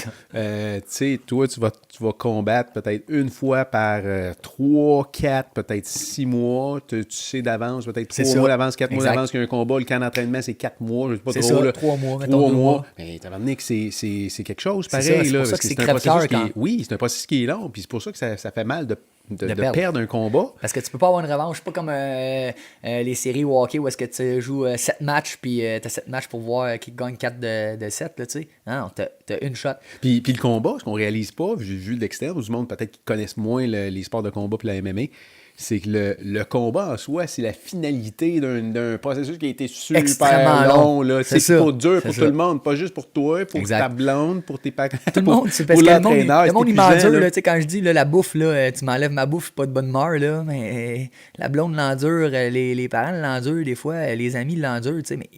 Mais le monde qui m'entoure, c'est des bonnes personnes, puis c'est du monde comprennent le processus, tu sais. Ça- Ça fait longtemps que, tu sais, le monde qui sont autour de moi, mon noyau, mon cercle de personnes proches, sont au courant de ce qui se passe, puis sont là pour m'encourager, tu sais. C'est sûr que, tu sais, mettons, je vais être au gym, là, je vais avoir moins de patience. Puis c'est normal, j'ai faim. Je suis en couple de poids, je file pas super bien. Puis j'ai mal à la tête. Des fois, je continue de m'entraîner. Mon corps, il est poussé à une limite où est-ce que, genre, t'es épuisé, là. Fait que oui, je vais avoir moins de patience au gym. Des fois, les gars, je vais leur dire, sorry, guys. Tu sais, comme j'ai pas de patience, je m'excuse, je me bats la semaine prochaine, je suis stressé. Je leur dis aux gars, mais tu sais, le monde, ils comprennent ça. Tu sais, le monde, il est pas tu sais, c'est pas comme si j'étais juste j'avais pas de patience parce que ça me tentait puis j'avais eu une mauvaise journée. Non, Non, ils comprennent, là. ils comprennent, tu sais, je me bats dans un circuit qui est assez gros, là, tu sais, je veux dire, c'est un des plus grosses organisations nord-américaines, je veux dire, les combats sont diffusés partout dans le monde sur UFC Fight Pass, fait que, tu sais, le combat, il est vu partout, là, fait que, tu sais, c'est sûr que ça me stresse, tu sais, t'es là, tu rentres dans la cage, t'as les caméras d'en face, tu sais, je veux dire, tu sais, là, que ça va brasser, tu sais, je veux dire, tu te prépares à aller à la guerre, tu sais pas qu'est-ce qui va se passer, mais tu sais que ça va brasser, tu t'en vas te battre pareil, tu sais, t'as des catons dans les mains, là, ça fait mal, là, tu manges des coups de poing dans la face, tu sais pas, tu vas te sortir de là magané, fait que tu te poses plein de questions au travers de ce processus-là, puis ça fait que ça, puis en plus de la coupe de poids, ça te stresse, man, ça stresse, puis en plus que moi, non seulement il faut que je gère ma coupe de poids, mais il faut que je gère mon gym aussi, tu sais, puis je suis chanceux parce que j'ai un bon noyau à mon gym. J'ai du bon monde qui sont là pour m'aider. Puis je le sais que mes prochains combats que je vais faire, je vais pouvoir mettre des gars puis dire, gars, occupez-vous de tel cours, de tel cours. Puis je vais pouvoir setter mes flûtes. Tu sais, je travaille extrêmement fort dans mon gym pour faire en sorte que on soit une belle équipe qui s'entraide, autant des débutants, des avancés que des intermédiaires, qu'on s'entraide tous d'une façon ou d'une autre. Les débutants, ils rentrent, ils se font aider par les avancés. Mes avancés, moi, ils m'aident aussi à coacher les débutants, mais non seulement à donner les cours. Puis en plus, moi, mais ça me permet de passer du temps sur mes avancés, vu que mes avancés s'occupent des débutants. Fait que, tu sais, c'est quelque chose que j'essaie d'instaurer à mon gym, puis j'essaie malgré tout ce qui se passe dans ma vie, tu sais, j'essaie d'instaurer quelque chose de bien pour monsieur et madame tout le monde qui veulent pratiquer les arts martiaux. Parce que moi, ce que je fais, c'est pas tout le monde qui fait ça. Non, c'est La ça. plupart du monde qui viennent dans mon gym, c'est du monde qui font ça Exact, récréatif, qui font qui jamais. veulent juste se mettre en forme. Ouais. Puis c'est super correct. Puis moi, j'aime ça. J'aime ça coacher ce monde-là parce que c'est du monde qui viennent à mon gym puis qui ont le goût de dépenser de l'énergie puis sont heureux de venir au gym pour avoir du plaisir. Puis moi, ça me fait plaisir de les aider puis de leur montrer les arts martiaux puis de leur montrer des techniques puis de les voir s'améliorer puis de voir leur réaction quand ils s'améliorent. Je trouve ça hot. Puis c'est quelque chose que je me tannerai pas. Puis écoute, j'ai pas eu de gym pendant 6 mois, puis pendant ces 6 mois-là, il me manquait quelque chose, puis c'est ça qui me manquait, tu sais. J'ai besoin de ça. Puis au travers de tout ce processus-là, du monde qui m'encourage, qui ont hâte à mon combat, qui viennent m'encourager, tu sais, le monde du gym m'encourage, mais mon but, c'est de pouvoir montrer la beauté du sport dans mon gym, tu sais, pouvoir montrer que c'est accessible à tout le monde. Le monde, il pense que tu rentres dans un gym de combat, puis c'est intimidant, parce que tu te dis, bon, ben, c'est pas un gym de danse. Si je sais pas danser, c'est pas si pire. Le monde, ils pensent qu'ils vont venir dans le gym de combat puis qu'ils vont manger des coups de poing. Mais c'est tellement pas ça. Puis c'est plate parce qu'il y a des écoles que oui, c'est comme ça. Il y a des écoles que c'est comme ça, puis ça ternit le sport. Ça fait que c'est un gars qui va être allé dans un autre gym avant de venir au mien, puis qui va s'avoir fait dire après un cours, tiens, v'là le casque, v'là les gants, puis essaye, se part, tu sais, puis qui va avoir mangé un coup qu'il a pas aimé, là. Il reviendra pas à mon gym. Il viendra pas à mon gym. Puis c'est plate parce que cette réputation-là, moi, je veux l'enlever. Je veux que le monde arrête de penser qu'un gym de combat, c'est juste pour se battre. Non, un gym de combat et d'arts martiaux, c'est pour apprendre les arts martiaux, c'est pour apprendre à te défendre. Non seulement tu t'entraînes, mais tu apprends quelque chose. Puis c'est quelque chose qui peut être utile dans la vie de tous les jours. C'est mieux de le savoir que de pas le savoir. Tu sais comment te battre. Tu sais comment te battre. Puis qu'est-ce que je montre, c'est efficace. Puis je vais montrer au monde comment combattre, mais mon but, c'est les mettre en forme. Je les mets en forme, mais je leur montre la vraie technique. Ça ne veut pas dire qu'ils vont se cogner dessus. Ça ne veut pas dire qu'ils sont obligés de faire du sparring, mettre les gants. Toutes mes cours sont sur une base récréative, puis c'est ça que j'essaie de montrer au monde. Puis il y a tellement de monde qui viennent à mon gym, puis qui trippent, qui pognent la piqûre. Puis il y a tellement de monde qui adore les arts martiaux, puis qui ne savent juste pas encore. Puis moi, c'est d'aller chercher ce monde-là, puis de leur dire, regarde, viens voir, viens essayer. Fais juste, rentre dans mon gym, mets les pieds dans mon gym, là, puis on s'en reparle dans 1 heure. Je pense que c'est pas juste une question de venir au gym que tu peux, puis de les exposer à comment toi tu fonctionnes dans le gym, qui peut changer un peu l'image. Je pense qu'il y a aussi, tu sais, toi comme modèle là, de personne dans la Ouais, société, peut-être, c'est ça, parce que peut-être, je sais que on en a parlé, tu me dis que c'est ça peut être important pour toi inspirant, ça peut être inspirant, Oui. ça peut donner une certaine motivation aux gens. Puis si ce que je fais peut leur donner un coup de pied dans le cul pour se mettre en forme ou juste les motiver ou les inspirer, tant mieux, ma job est faite, je trouve ça cool. Mais j'utilise un petit peu comment qu'on dit ça, cette aura-là, si Ouais. tu veux, pour justement motiver les gens, Ouais. puis leur montrer, regarde, moi je fais des combats, oui, je me vois professionnel, champion canadien, peu importe, mais je suis accessible. Tu sais, je suis pas là à péter au-dessus du trou puis de faire comme gars, moi je me fous de tout le monde puis c'est pour moi, non, c'est un sport individuel, mais moi ce que je veux c'est transmettre la passion puis transmettre au monde qu'est-ce que j'ai appris moi au travers de ce processus-là puis qu'est-ce qui est bénéfique pour eux. C'est pas tout le monde qui va vouloir faire des combats. Il y a peut-être quelqu'un qui va être obèse, qui va vouloir juste perdre du poids. Ouais. Alright man, je m'occupe de toi. Il y a peut-être quelqu'un qui va rentrer puis qui dit, regarde, un jeune, moi à l'école, son père va me dire ça brasse à l'école, tu sais, il veut peut-être, ça va l'aider à reprendre confiance, ça va l'aider à, tu sais, nous autres au travers de ce processus-là, on fait de l'intervention, tu sais. Tu comprends ce que je veux dire? Tu sais, on travaille pour dans l'optique d'aider le monde. Tu sais, veux pas, c'est ça qu'on fait. Tu sais. Notre but, c'est de les mettre en forme, de leur donner confiance, de les aider à devenir une personne meilleure. Les arts martiaux, ça peut t'aider autant physiquement que mentalement. Ça te donne confiance, tu te crées un lien d'appartenance. Tu es dans un groupe où on est toutes des personnes différentes. Combien de fois j'ai dit à du monde, moi, si j'avais pas de gym, il y a du monde qui sont mes chums dans le gym que je serais jamais allé parler. Parce que c'est pas le même genre de personne que moi, sauf qu'on a une passion commune, ça fait que c'est mes chums. Puis tu sais, c'est ça qui est cool avec le processus. C'est peut-être quelqu'un qui va se pointer au gym que dans la vie, j'y aurais jamais parlé. En vie en général, peut-être qu'on ne serait jamais approché, mais vu qu'il est à mon gym, on jase, on discute, on share une passion.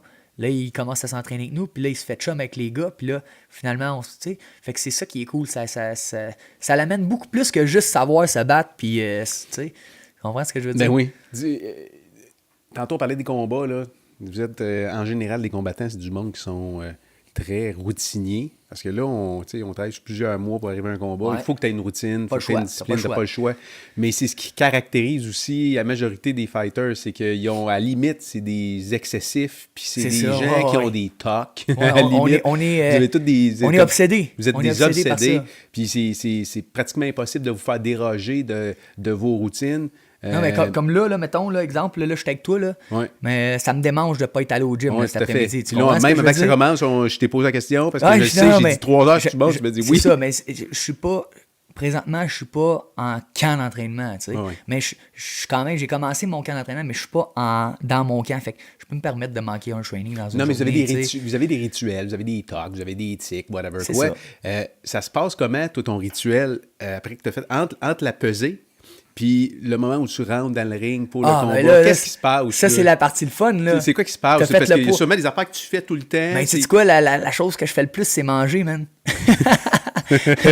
Non, mais tu sais, coupe de poids, je veux dire, quand le poids est fait, puis tu as réussi le poids, puis tu sais que tu s'en vas te battre le lendemain. Ça doit être bon, la bouffe. C'est le fun, man. C'est le fun. C'est là, le processus, c'est le fun. Là, tu vas avec ton équipe, tes chums, tu vas manger au restaurant, on va manger, je sais pas moi, des pâtes chez Pacini, je donne un exemple, là. Ou ben non, on peut aller, le soir, on peut aller dans un buffet, manger, c'est sûr qu'on mange pas de pizza, de pâtes, poutine, des affaires, on mange pas ça. On essaie de manger le plus de choses pour qu'on puisse reloader puis avoir une bonne énergie pendant le combat. Mais sauf que c'est cool. C'est cool. Tu sais, là, tu sais que c'est showtime. La pesée est faite, les médias commencent à en parler encore plus. Là, les photos, ils passent. Là, tout le monde. Il y a le buzz est confirmé. Ouais, le buzz là. est confirmé, puis l'engouement est là. Tu sais, Oui. puis moi, là, le monde, là, pendant les journées de show, là, le monde, il est fou. Là, tu regardes les stories, des Snapchat, des affaires. Là, tout le monde est comme, c'est à soir combat, puis tous les billets sont en... Tout le monde partage, tu sais, puis du monde que tu connais pas. Puis, je veux dire, le buzz, il est là. Tu sais que tu t'en vas à la guerre, puis tu sais, tu vas livrer un show, puis oui, c'est stressant se battre, mais hey, on travaille pour ça, là. Fait que ça, c'est le bonbon, là, aller se battre, là. Comment ça se passe? Parce que là, tu pars d'un locker, physiquement d'un locker. Ouais. Là, t'es assis dans un locker, habituellement des lockers de hockey ou je sais pas trop quoi. Ouais. Puis là, tu t'entends la foule, t'entends le monde crier, Oui, parce t'entends que- les combats d'avant, Ouais. t'entends les Mais moi, grosses tu shots regardes qui à sont mon dernier tombés. Là. combat, là, c'est parce que quand il y a le combat d'avant toi qui se bat, ils vont te chercher à ton locker puis ils t'amènent en arrière pour que tu mettes tes gants. Ils te mettent tes gants pour que tu sois prêt. Puis là, ils te tapent les gants. Puis la régie des jeux alcool du Québec qui Vérifie les gants. c'est eux autres qui t'ouvrent les gants. Puis c'est eux autres qui ferment. t'es tapent puis qui t'es signent pour dire que c'est correct. Tu sais, t'as pas triché, t'as rien dans ton gant, whatever, tu sais. Fait que là, à partir de ce moment-là, ça se peut que le combat d'avant toi, il dure un round, paf, c'est fini, là, let's go, t'embarques, puis ça prend 5 minutes. Mais la dernière fois, moi, c'était C'était un combat de 15 minutes, c'était long, man. J'étais en arrière pendant 15 minutes, là. Puis c'était au Centre Bell. J'étais dans le fond, en dessous des gradins des bancs, là. Tu sais, t'es comme dans le sous-sol, là, tu sais. Ouais. Personne te voit, mais tout le monde est dans les Puis là, estrades. t'entends tout. Man, j'entends, pendant que l'autre se battait, ça criait mon nom. Ça criait mon nom dans le Centre Regarde Bell. de te voir. Ouais, ça vibrait. J'étais en dessous, là, puis j'entendais les estrades vibrer. Ça Puis doit là, être un trip de c'était fou. malade mental. Puis là, c'est ça, là, mon adversaire il est rentré, ça criait, il y avait beaucoup de monde pour lui. Moi, quand je suis rentré, j'avais comme 4 sections au Centre Bell complètes, là. Je te le dis, le buzz était incroyable. C'est quelque chose que j'oublierai jamais. Tu sais, c'est quelque chose que tu vis que tu n'oublieras jamais de ta vie, tu sais. Puis je me suis dit, c'est sûr, je vais le revivre, ça, tu sais. C'est juste le début, mais c'est malade, tu sais. Ce feeling-là, il est fou, tu sais, de voir que... comment, il y avait tellement de monde, il y avait comme... Je sais pas combien de monde qu'il y avait, là, mais de voir tous mes anciens chums de Blainville, du coin de où ce que j'ai grandi, du monde que j'étais allé au secondaire, Tu sais qu'ils sont là, t'es entends. ils m'encouragent. Ouais. Puis, c'est le dit, on a 4 sections Centre Bell complètes de mon monde, juste mon monde, là. Puis, tu voyais que tout le monde est fier de ça. Tu sais, tout le monde est comme le petit gars de Blainville, tu sais, C'est Mont-Alex. qui se bat au Centre Bell, puis tu sais, c'est big, puis c'est cool, puis il m'encourage, tu sais. C'est là que tu vois que tabarouette, tu sais, c'est cool de voir le monde qui supporte ça. Tu sais, oui, c'est un sport, tu sais, c'est beaucoup plus facile de vendre un sport, un combat professionnel de MMA qu'un show de ballet jazz, on s'entend, tu sais. Fait que c'est sûr que le monde veut voir ça, tu sais, il aime ça voir du monde se battre, souffrir, puis... mais en même temps, eux autres, quand ils te connaissent, ils vivent fou. Le monde vit fou. Puis tu sais, je te parlais du processus de la journée de combat puis l'engouement, là. Tu sais, moi, je me bats des fois en finale. Le monde, pour eux autres, moi je travaille cette journée-là. Pour le monde, eux autres, là, c'est comme un événement, là. Tous les chums sont là. Ah, lui, il va être là ce soir. Je sais pas, c'est le vendredi ou le samedi. Vendredi ou samedi. Puis, tu sais, j'en parle, je trouve ça drôle parce que, tu sais, des fois, j'ai du monde qui viennent me voir le lendemain, ils disent « Hey, j'ai regardé ton combat aujourd'hui, hier, je m'en souvenais pas, j'étais trop chaud. » Tu sais, le monde, en voulant dire, le monde, c'est le party, c'est party time, là. Puis quand ça crie, tu sais, je veux dire, quand je me bats, souvent, moi, je me bats tard dans les soirées. Je veux dire, le monde est starté, là, tu sais, le party est starté, ils ont vu une coupe de combat, le monde a une coupe de consommation dans le corps, ça gueule, man, c'est incroyable, je te le dis, le buzz autour de ça est incroyable, l'entrée que j'ai faite au dernier combat, l'animosité qu'il y avait dans le Centre Bell, tu sais, autant mes chums que mes commanditaires sont tellement fiers, tu sais. Moi, je suis fier de ce que j'accomplis, puis je suis content de pouvoir faire vivre des moments de même à ce monde-là. C'est-tu ça qui te garde dans le sport? Je veux dire, qu'est-ce qui fait en sorte que tu continues? Là? Je veux être Parce le meilleur. S'il n'y avait pas ça, non, mais ce buzz-là doit être... je veux dire, tu dois avoir hâte qu'il revienne, le prochain buzz. Là, oui, mais sauf que mais c'est pas ça. Non, parce que je veux être prête.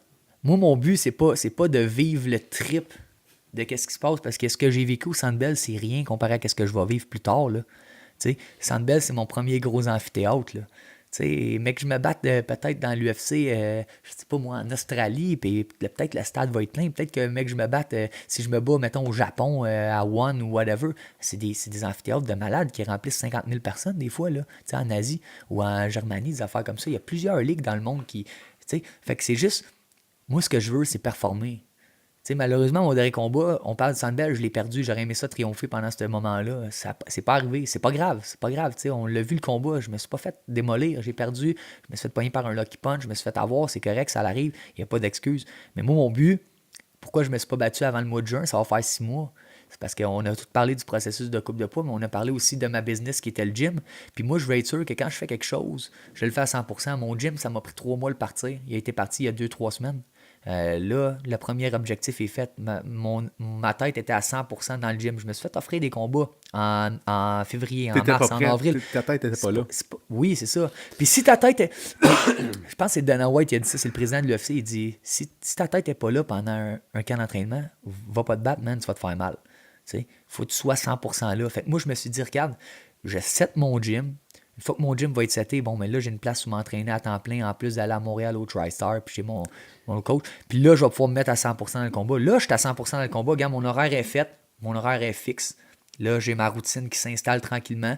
j'ai mon processus d'entraînement qui embarque, puis ça me tente de m'entraîner parce que j'ai du plaisir. Puis ça, c'est un autre facteur. Il faut que ça te tente. Là. C'est ça, faut que ça te tente. Faut que tu aies le goût, tu sais, comme n'importe quel travail. Puis là, en ce moment, ben, Ouais, c'est c'est peut-être pas comme n'importe quel travail. Non, plus, mais tu sais, c'est ça. C'est un petit peu plus dangereux, Ouais, c'est ça. Mais sauf que, tu sais, le processus, il est là pareil. Puis c'est ça, je veux revivre ce moment-là, mais sauf que je veux le vivre puis je veux le triompher, ce moment-là aussi.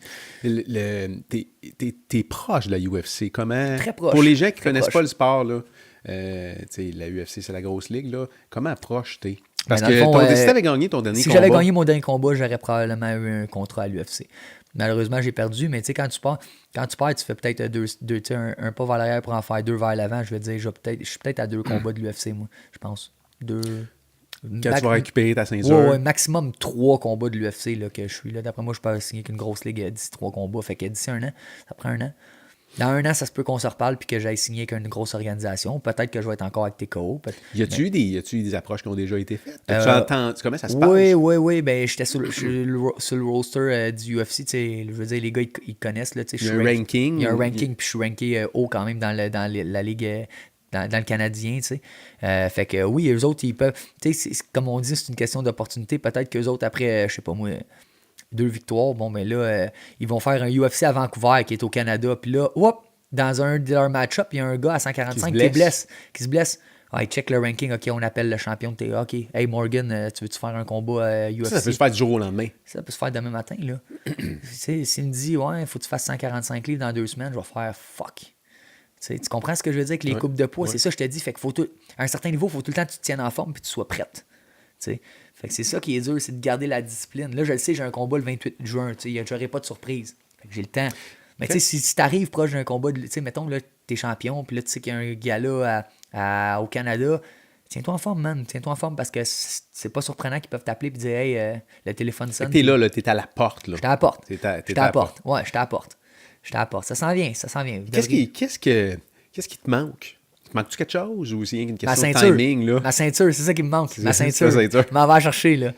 Cette année, je vais la chercher. Avec une ceinture, tu sais, je veux dire, je l'avais la ceinture, je l'ai échappée. Tu sais, comme on en parle, c'est pas un combat, je me suis fait planter, là. Ça allait super bien, puis je me suis fait clipper avec une bonne shot.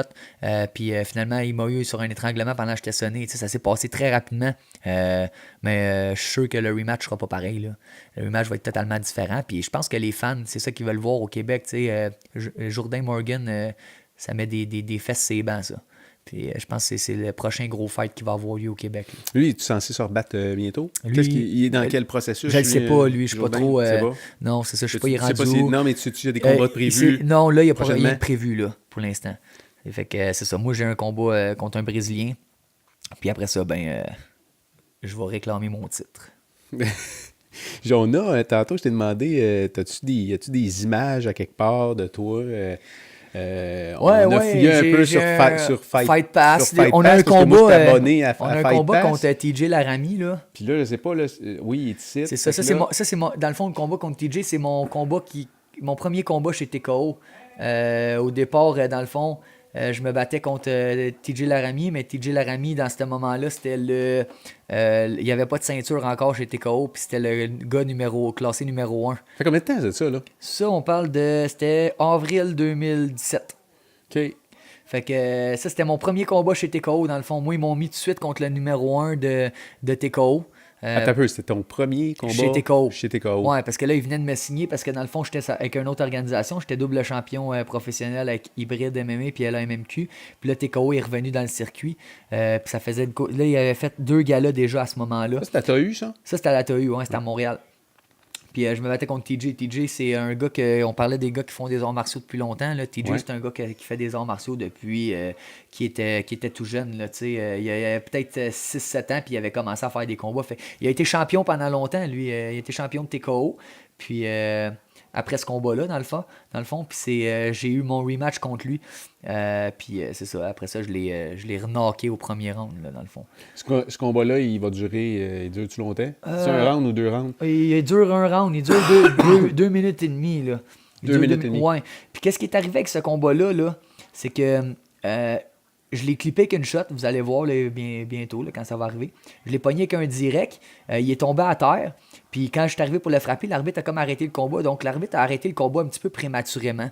Fait que ça l'a fait beaucoup de problèmes. Tu sais, TJ Laramie a essayé de changer ça pour une nulle, puis il disait que j'avais été chanceux quand je l'avais pogné, puis tout. Fait que c'est ça que ça a donné lieu à un deuxième combat, puis le deuxième combat, TJ, il est jeune, il était très baveux, il était très fâché de sa défaite, de sa première défaite. On est dans un sport full Exact. testostérone aussi, là. Fait que, Puis c'est ça, plein de coques. j'ai accepté de me rebattre avec, puis quand je me suis battu avec pour le championnat, dans le fond, je l'ai knocké au premier round encore une fois, mais là, je l'ai knocké, puis je l'ai knocké assez solide. Tu réécoutes-tu tes combats Non, à pas vraiment. l'occasion? Là, Non, comme écoute, le lendemain, mettons. Là, non, jamais. Ton dernier, jamais. non, jamais. Il y a des combats que je me suis battu et que j'ai même pas jamais regardé. Ça me va. Ça me va. Tu sais, ce que j'ai l'air en ce moment-là, c'est pas ce que je vais avoir l'air plus tard. Ouais, je cherche juste à m'améliorer, tu sais. Fait que non, je regarde pas même mes combats. Je le sais, les erreurs que je fais. Tu sais, je suis conscient de ce que je fais comme erreur. Je suis conscient de ce que j'ai à faire pour travailler, pour devenir meilleur, tu sais. Fait que non, c'est ça. Fait que non, je regarde. C'est rare que je regarde mes combats. Comme là, je sais pas quand ça fait combien de temps que j'ai pas vu ce combat-là, là. Mais ça fait quand même. Fait que ni le lendemain, là. Fait que le lendemain, Non, tu vas pas le faire pour regarder, OK, c'est quoi les erreurs que j'ai faites, comment je peux m'améliorer, non? Le lendemain, j'ai besoin d'un break. T'sais, après la coupe de poids, le processus d'entraînement. Le lendemain, souvent, ce que je fais, c'est que je profite avec mes amis, ma famille. Je m'en vais faire de la grosse bouffe. Ma mère, elle m'invite à la maison. Elle me fait tout le temps la bouffe du champion, elle appelle ça. Ouais, c'est ça. C'est quoi qu'elle te fait? Des fois des sous-marins, moi j'aime bien ça, des sous-marins maison, là, ouais? C'est bien simple. Là. C'est ça, ça dépend, c'est moi qui décide. Je suis chanceux, j'ai une mère qui est bonne en popote. Tu bois-tu de la bière? Non, j'aime pas tant l'alcool. Je suis pas fait un que grand... le lendemain, parce que vous êtes en privation pendant des mois, là. Regarde. Mais, boum, et voilà. Et voilà, gars, tu vois, là, il l'arrête. Mais gars, il était comme sonné, mais là, il arrête le combat, tu sais. Oui, tout à fait. Ouais, mais en tout cas, tout ça pour dire que, tu sais, on se prive, c'est sûr, mais tu sais, moi, je suis pas un. J'aime pas tant l'alcool, tu sais, je suis pas quelqu'un qui boit de l'alcool, donc c'est pas quelque chose qui me manque. C'est sûr que, tu sais, la journée de combat, comme je dis, j'ai des commanditaires, j'ai commanditaire La Belle et la Bœuf à Beaubriand. Fait que après le combat, on s'en va tous là-bas. Puis on fait un après-party, fait que tu sais, c'est sûr que là-bas, on a du fun, on boit, tu sais, Peu importe le résultat du combat, tu te pointes là-bas. Oui, je me pointe là-bas. La gang est aussi, la gang est là pour m'encourager, c'est ça, tu sais, c'est pas... Puis, non, c'est ça, là, on boit, là, on a du fun, tu sais, on boit, on festoie, tu sais, peu importe... Puis c'est ça, après moi plus la semaine d'après, c'est plus de prendre un break de l'entraînement, tu sais, aller au gym sans m'entraîner. Juste avoir du fun, enjoy, tu sais. Quand on s'entraîne pour un combat, on n'a pas le droit à l'erreur. Dans la privation totale. Puis on n'essaye pas des nouvelles affaires, on fait ce qu'on est bon dedans, puis on fait un processus pour être prêt pour notre combat. Quand t'arrives pour le combat, ben là, tu peux t'amuser, t'as du fun avec les gars. Tu comprends ce que je veux dire? Ouais. Fait que non, c'est ça, c'est plus la liberté de faire comme gars, j'ai pas besoin de m'entraîner 2 fois par jour. Je peux. Où est-ce qu'on se prive? C'est pas tant la bouffe, c'est pas tant la boisson. Où est-ce qu'on se prive? On se prive beaucoup par rapport à nos proches. Tu passes moins de temps que ta blonde, tu passes moins de temps que ta famille, tu passes moins de temps que tes chums. Tes chums, ils s'en vont un samedi après-midi. OK, on part, on s'en va en bateau, tu viens-tu? Non, il faut que je m'entraîne. On va se voir à soir, tu sais. Là, je vais avec eux autres, je mange le soir, tu sais. Tu comprends? On fait beaucoup de sacrifices, on fait beaucoup... on a beaucoup à perdre là-dedans. Puis, ce qui est le fun, c'est après un combat, moi, j'aime ça prendre un break. Tu sais, j'ai besoin de ça. Ça dure combien de temps? Ça dépend. Avant que tu retournes dans ta routine? Écoute, je parle... de jours? 4 jours, puis je suis écœuré de rien faire, puis je m'entraîne. Sauf que je parle un processus de camp d'entraînement. Ouais, sauf que, tu sais, mettons, comme là, je suis pas en camp d'entraînement, j'ai fait 2 entraînements lundi, 3 entraînements mardi, 2 entraînements hier. Je vais en faire un aujourd'hui. Pas grave que j'en fasse pas 2, tu sais. Tu comprends ce que je veux dire? Je me gauge. Il n'y a pas de stress. Je continue de m'améliorer, tu sais. Demain, je vais sûrement en faire 2. Samedi, je vais en faire 1. Tu sais, j'ai pas à me dire, OK, il faut que je m'entraîne tout le temps, tu sais. Fait que non, c'est cool dans ce temps-là, c'est plus le fun. Ah, tu me parlais de juin, là? Oui. Le temps file, là, puis je sais que tu m'avais dit 3 heures, puis on dépassait un peu le temps, là, fait que je vais te laisser aller, ce sera pas long. Pas de trouble. Avec que tu me fasses une clé de bras, là, je vais te laisser partir. Il faut que tu sois encadré là-dedans. Là. Pas le choix. C'est ton coach est... Dans le fond, j'ai 2 coachs. Qui sont tes entraîneurs? Ouais, là, présentement c'est Firas Zahabi, qui est évidemment l'entraîneur du TriStar. Qui est un cerveau... quelqu'un de très intelligent. Au niveau de la MMA. Là, exactement, c'est ça. C'est un des meilleurs entraîneurs au monde. Ouais. Il est reconnu partout à travers le monde. Il n'est pas vieux. Il n'est pas vieux, non, mais il est... C'est une bonne question. Il n'y a même pas 40 ans. Y a-tu 40 ans? Je pense pas.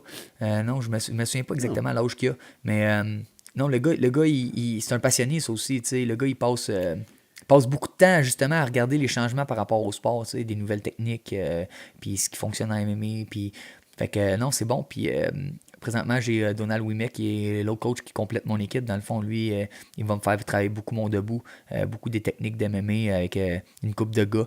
Puis le reste du temps, ben, je m'entraîne chez nous à mon gym. Je sais qu'est-ce que j'ai à travailler. Puis j'ai des gars que ça fait peut-être 5 ans que j'entraîne, qui sont quand même bien expérimentés. Fait que je peux les utiliser pour m'entraîner aussi. Fait que au travers de ça, j'ai comme 3 places où est-ce que je vais, puis le processus se fait bien, puis je suis convaincu que ça devrait être ça devrait amener beaucoup de succès au niveau de ma carrière prochainement. Tu croises-tu Georges d'un fois? Ouais, Georges, il donne...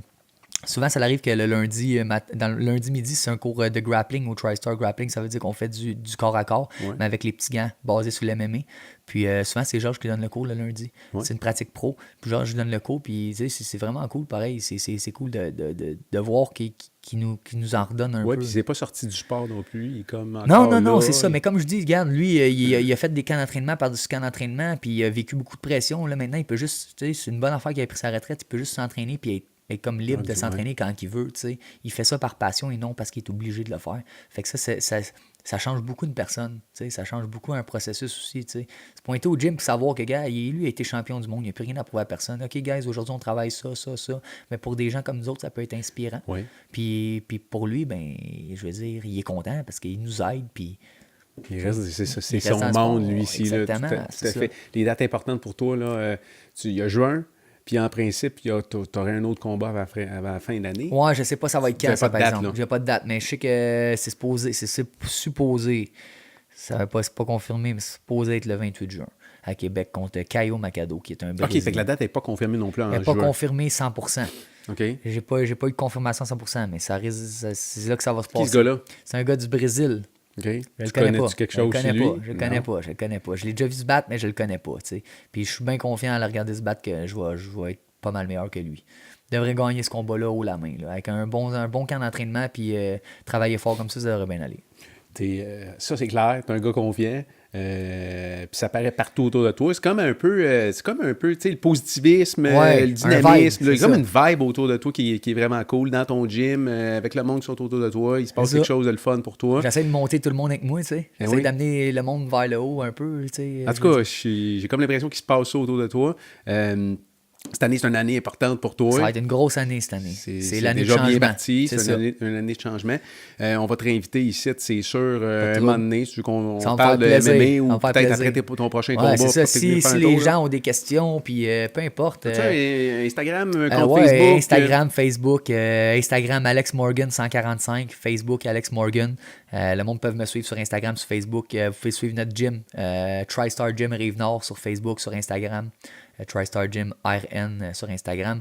Fait que vous pouvez nous suivre là-dessus, voir un petit peu ce qui se passe. Si les gens ont des questions par rapport au podcast, par rapport à moi, par rapport à ce qui se passe, ben n'hésitez pas à les mettre dans les commentaires. On va pouvoir vous répondre. Puis ça va nous faire plaisir. Puis écrivez-nous. Puis c'est ça. On va être là pour vous. Tu serais un bon commentateur de sport, probablement. Peut-être. On te l'a-tu déjà dit? Ouais. Mais pas de suite. Non, je suis assez loadé. Là. Comme 2 carrières en même temps. Là, fait peut-être un jour. C'est tout jeune. Tu n'as même pas 30 ans. 27 ans, man. 27 ans. Fait que, tu sais, j'ai le temps en masse. Peut-être que dans 10 ans, on va se reparler. Puis je vais dire, ouais, mais jamais j'aurais pensé. C'est que je fais ça aujourd'hui, tu sais. On sait pas. On sait pas, gars. Comme je dis, c'est une question d'opportunité. Il faut laisser la vie aller. Le temps arrange les choses. Puis c'est ça. Les opportunités se présentent. Puis c'est à nous de les prendre ou de les laisser. T'sais. Merci d'être passé, Alex. C'était bien cool. Merci à toi. Puis on va se voir au gym peut-être même à soir. Il y a un cours de Muay Thai. Ce soir. Je vais aller me faire kicker les jambes. Yes, sir, man. C'est bon, ça. C'est comme un bat de baseball des jambes. Perfect. Salut. Yes, sir, man. Thanks.